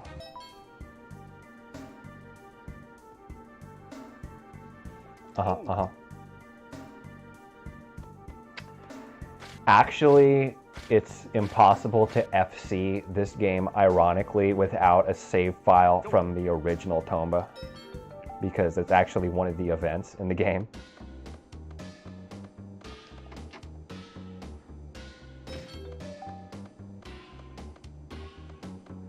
So basically no chance of FCing, but we're gonna do a thorough job. No half measures.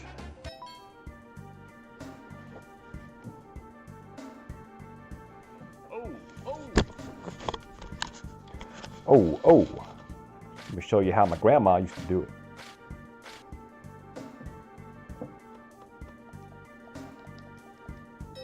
If you find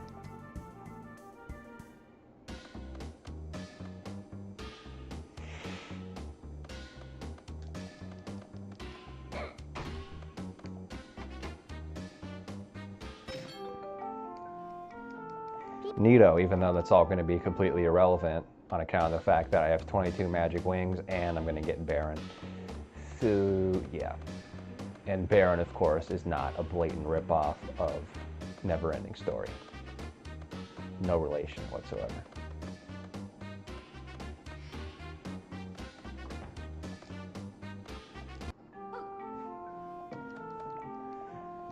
This is either going to complete a spell, or it's going to teach me half of another spell. Nice. I'm not sure where the Courage Tower is. It's either in the snow area, the swamp, or the area we're just in. Let's see.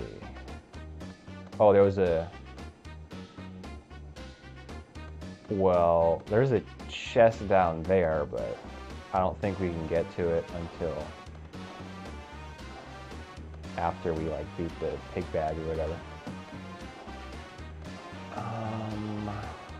Wow. Is that really it in here? Hold on. Away we go.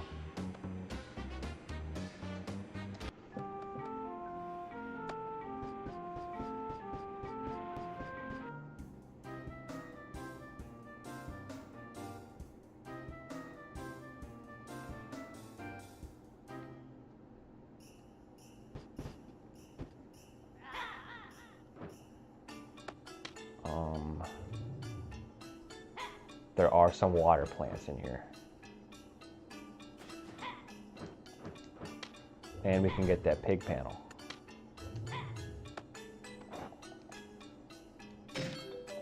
See where we're at with points. Man, just need another 150,000.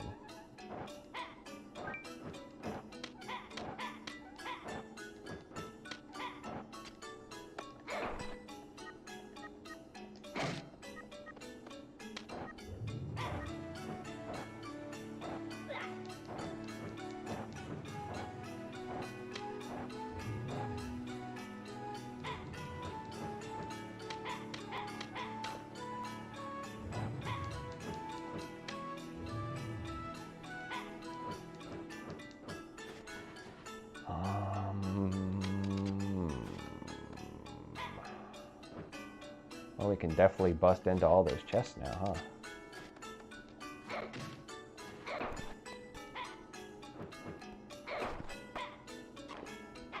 Garbage. Garbage.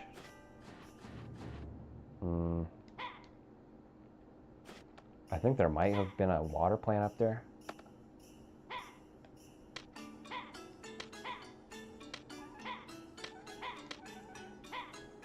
I know that there's some chests here.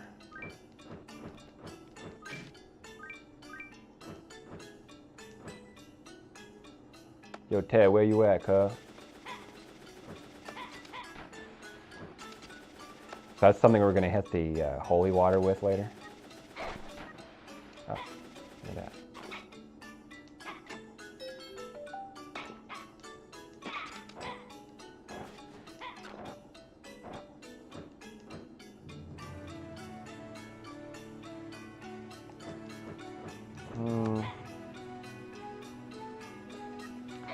Well, I guess that about says it.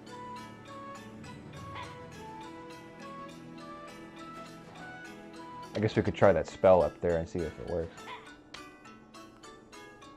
I think Courage might be the swamp.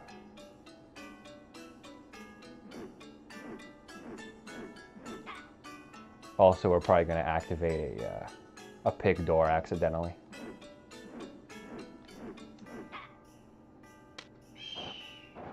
You damn avian menace. Like how I've curved my curse words.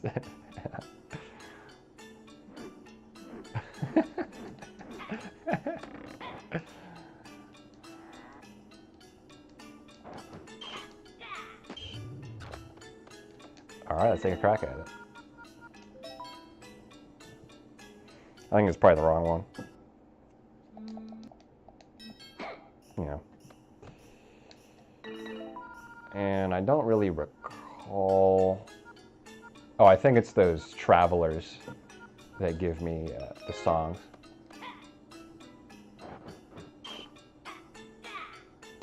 Oh, we actually have some chests here. Nice. Nice.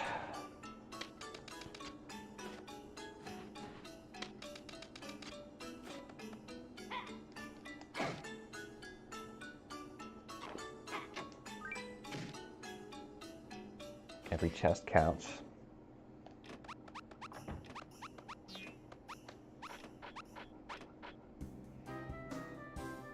Oh, and in this next area, definitely some water plants.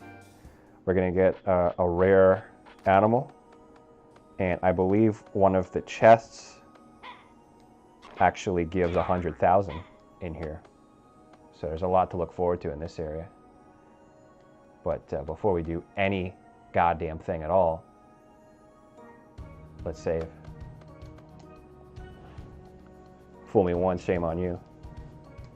Crash my game 30 times. Also shame on you. Go to hell, you rampaging menace. Fool me 3 times, fuck the peace sign, load the chopper, make it rain on you.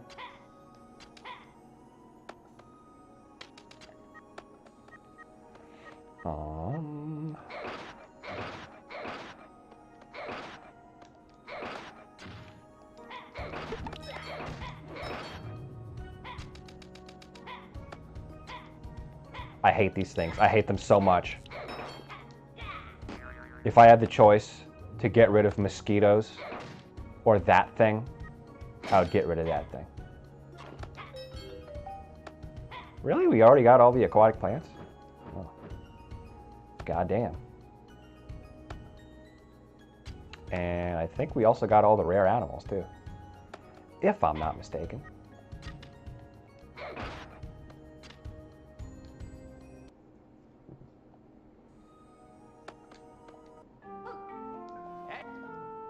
Yeah, see? Yeah.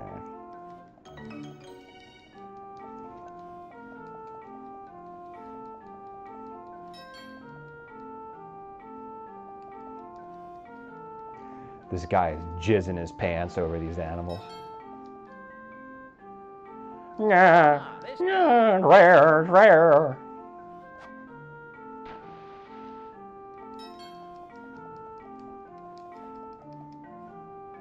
I don't even want to know what he's going to do with the squid.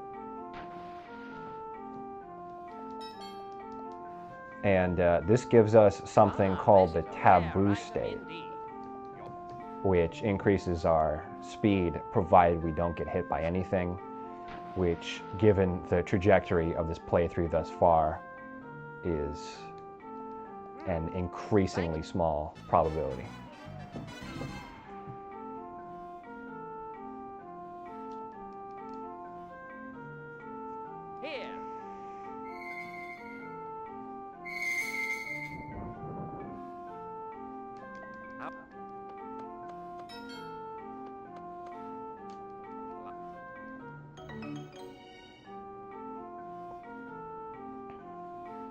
Ooh, that's the taboo fruit. Ooh. I'm about to do something naughty. Do some naughty things.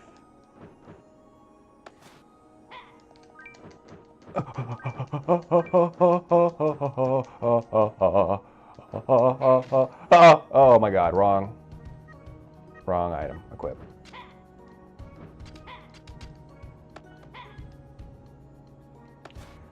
Let's run that back one more time, gamers.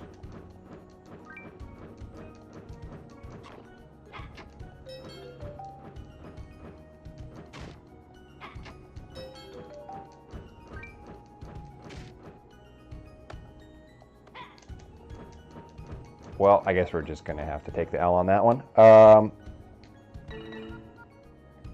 We are getting really close. We are getting really close.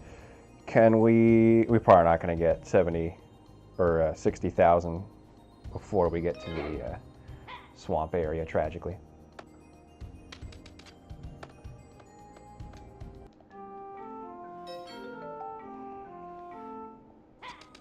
Let's see what's up here.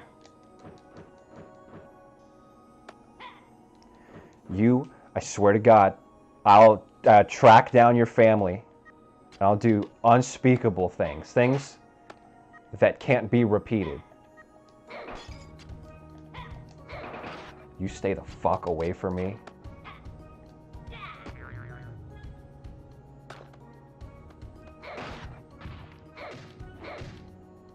Well, that's a little on the gay side.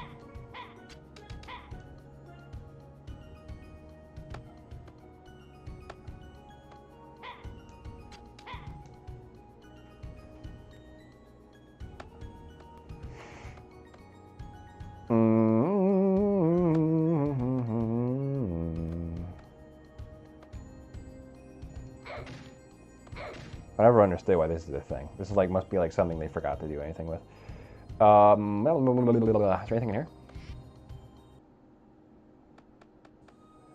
Not a thing.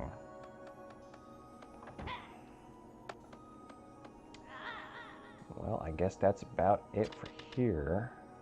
Let's just get our sculpture and dipset. Nice. He did it.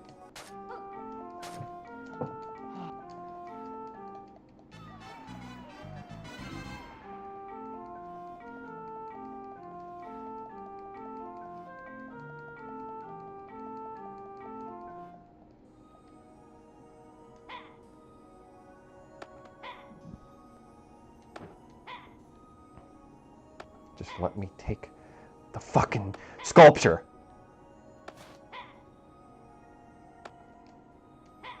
Was this a game? You think this is a game? You motherfucking mustache looking like a damn croissant motherfucker. Give me the... What is this? No, this must be like... I can jump on top of it, can't I? I guess not. What the hell? What's your problem, man? Yeah, it would be nice to discuss. Yeah. Of course, if I did that. Yeah, I suppose it's going just a little bit. Yeah, I suppose you should give me this fucking thing before I murder you. Okay. What are we missing here?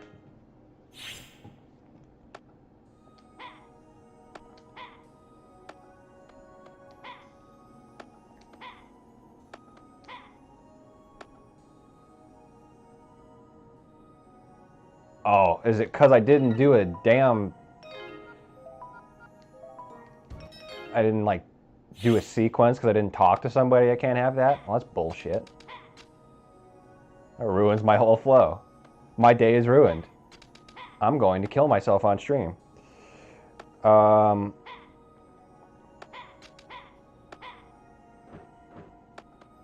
that really sucks. Holy shit.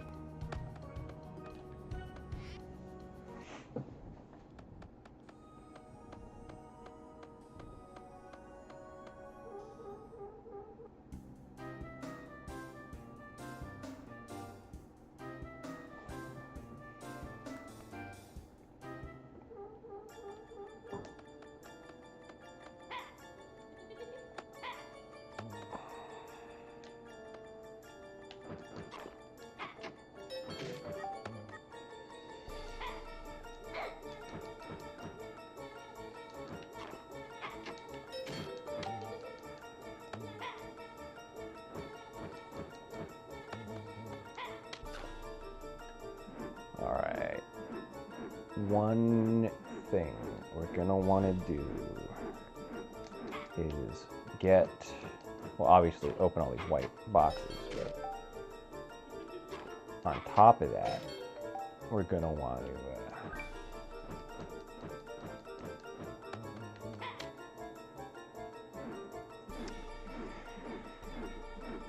to get that light cutting box, which I think you get from going into ghost mode up there next to the Firefly guy. So I'm not even entirely sure how that's gonna work. Shit, we're so close.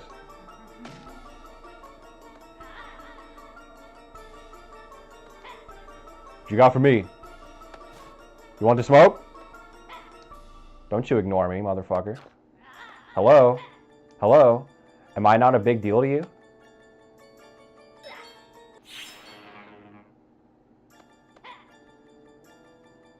Oh, I lose taboo state. That's kind of non-binary. It's kind of a little on the not straight side.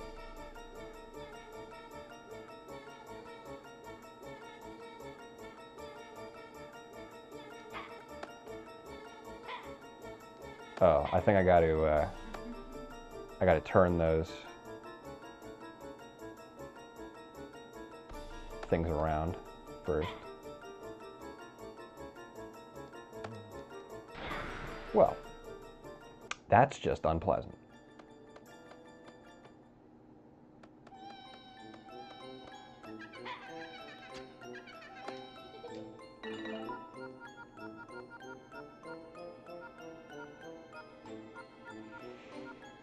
Clifford.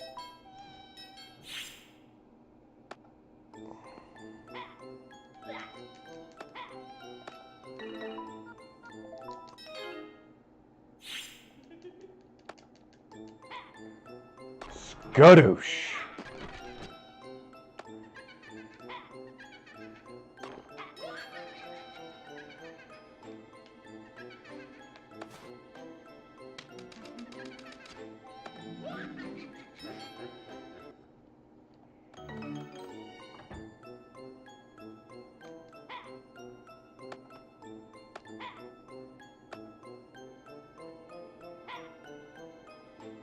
Okay, what the fuck here, dude? We gotta push it. Okay. Okay.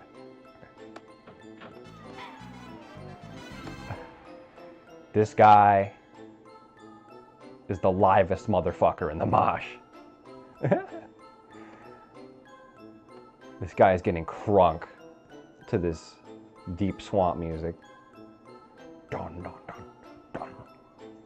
It's got me doing it too. All right. Why don't we give you a sandwich? If you think something's too funny and you think you're going to imminently die, learn from this game and eat a potato sandwich, which I didn't know they even made, but apparently if you eat it, something funny will just completely become really not funny anymore. I don't want to hear about your travels, dude.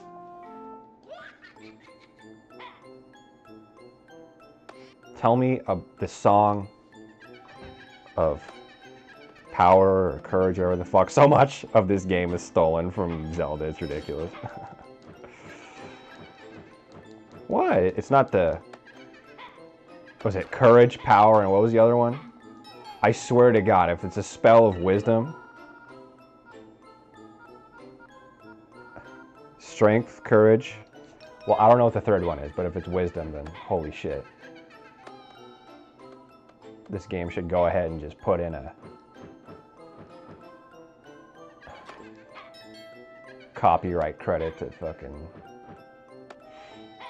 Zelda.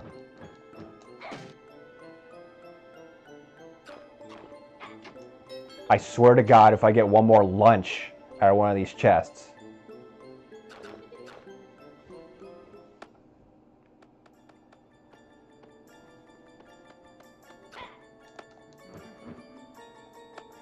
hello. Not today, Satan. Not today, Satan. No!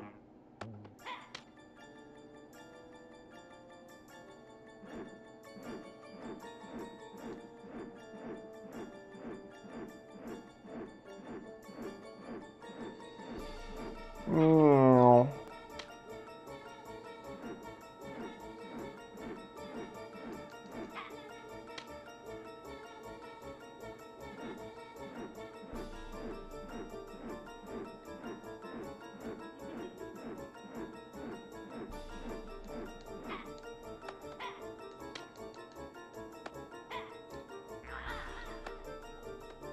Can we do it?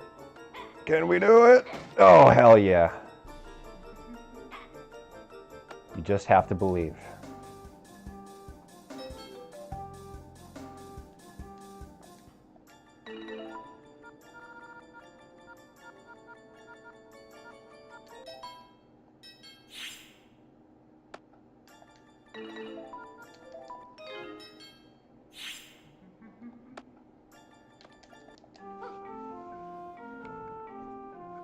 What's with... Not...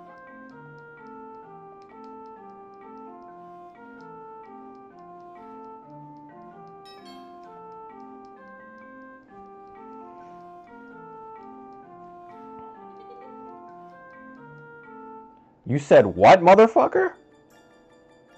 What did this dude say? Not enough dragonflies. Or fireflies. Huh?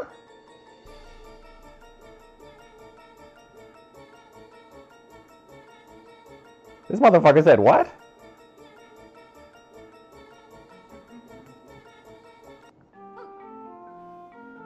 Where do you get snow fireflies? Oh.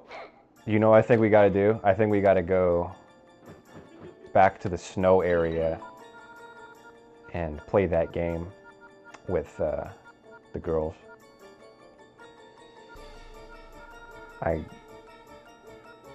Yeah, we're gonna want to magic wings for that.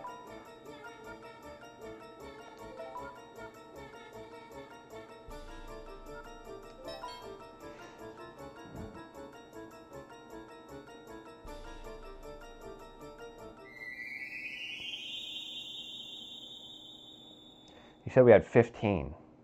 Is this little mini game really going to give me 5 fireflies?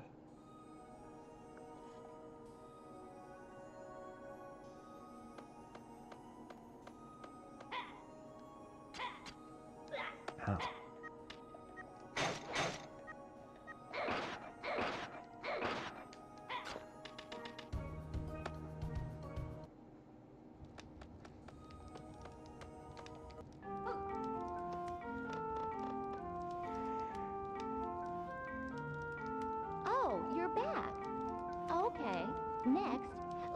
Detective. Yeah, it's less of a detective game and more of like a riddle of the Sphinx or you die kind of situation. But what sort of game is detective? What's detective? Well, you try to find out which one. If you guess right, if you find a liar. This. Dude, the stigma of disgrace, the badge of liars. Whoever wears it is put to death. Ready, set, go.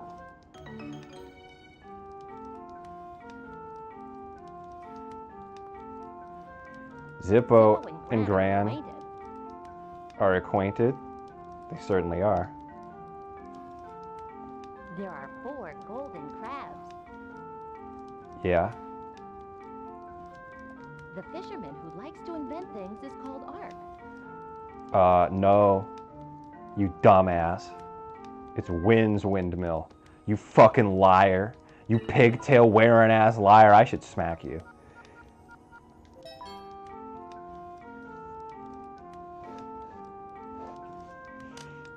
You win. Don't step to me, bro. I'm the master of Tomba lore. Can you get the next? What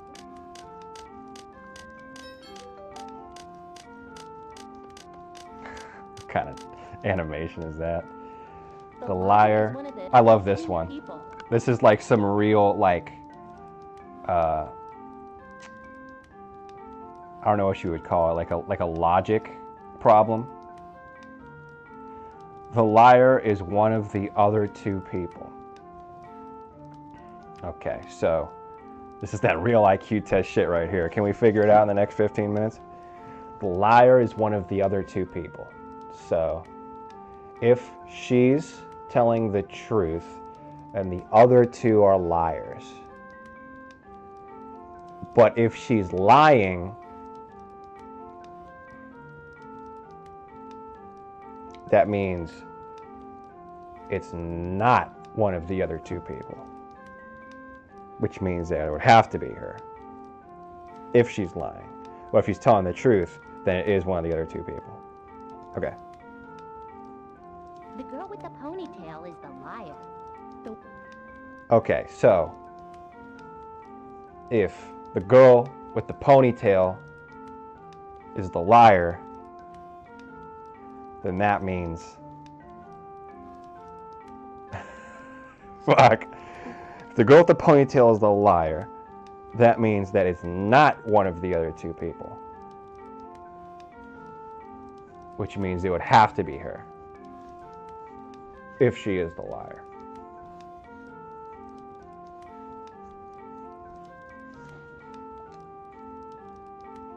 The one in the middle is honest. Oh my god. If there was any hope of me ever being seen as intelligent, it's about to die in this moment. The one in the middle is honest. Okay. Okay.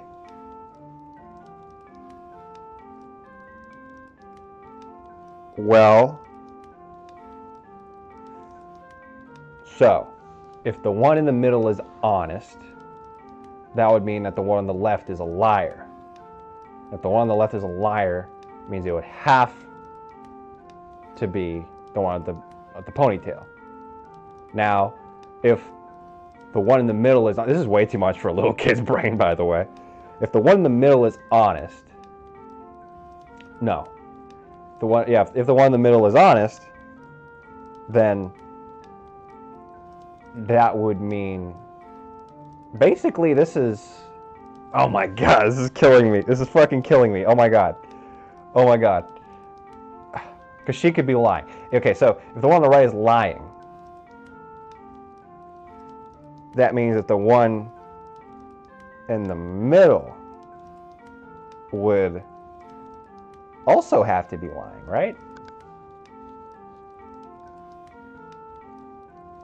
If it's true that if it's false, that if it's a lie that the one in the middle is honest,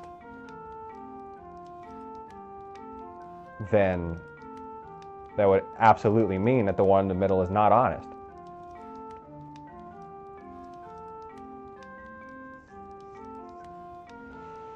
Okay.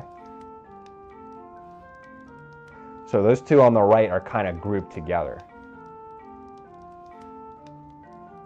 So since they're grouped together,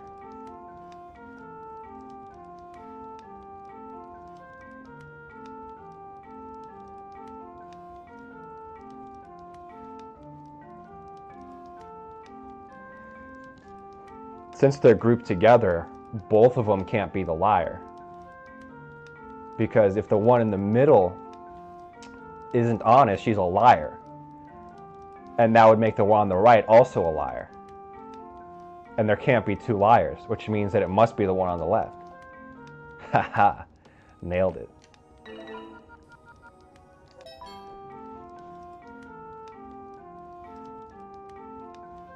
Hi IQ gang, what's up?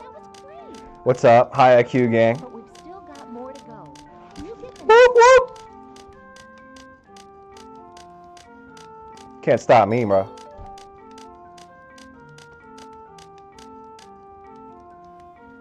Okay. Can't stop me, Mo. Watch our moves closely. Oh, this isn't fair at all. Red, green. How is this detective? Red, green. Red, green. Red, green. Red, green. Red, green. Okay, who has the ball? Can you tell? One on the left has red, green, one in the middle is blue. I have the green ball. True story. I have the red ball. You lying ass bitch. I have the white. You sit there and you tell me all these lies. Wow. Who the best? Who the best in the game? That was so... I think we get a song from this.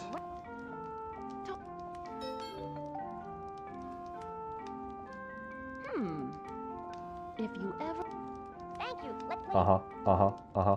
I really don't know where we get the rest of the fucking fireflies then. Well, let's save here, because I'm going to have to come back and do a second stream, I guess.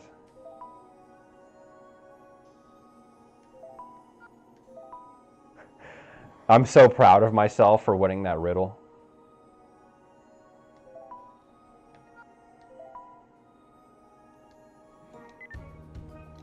All right. We're going to call it here for the first part of the stream. I'm going to be back in like 20 minutes, I guess, for the second part of the stream. So there's going to be 2 separate streams. So if you're viewing, keep an eye on my channel. Yeah.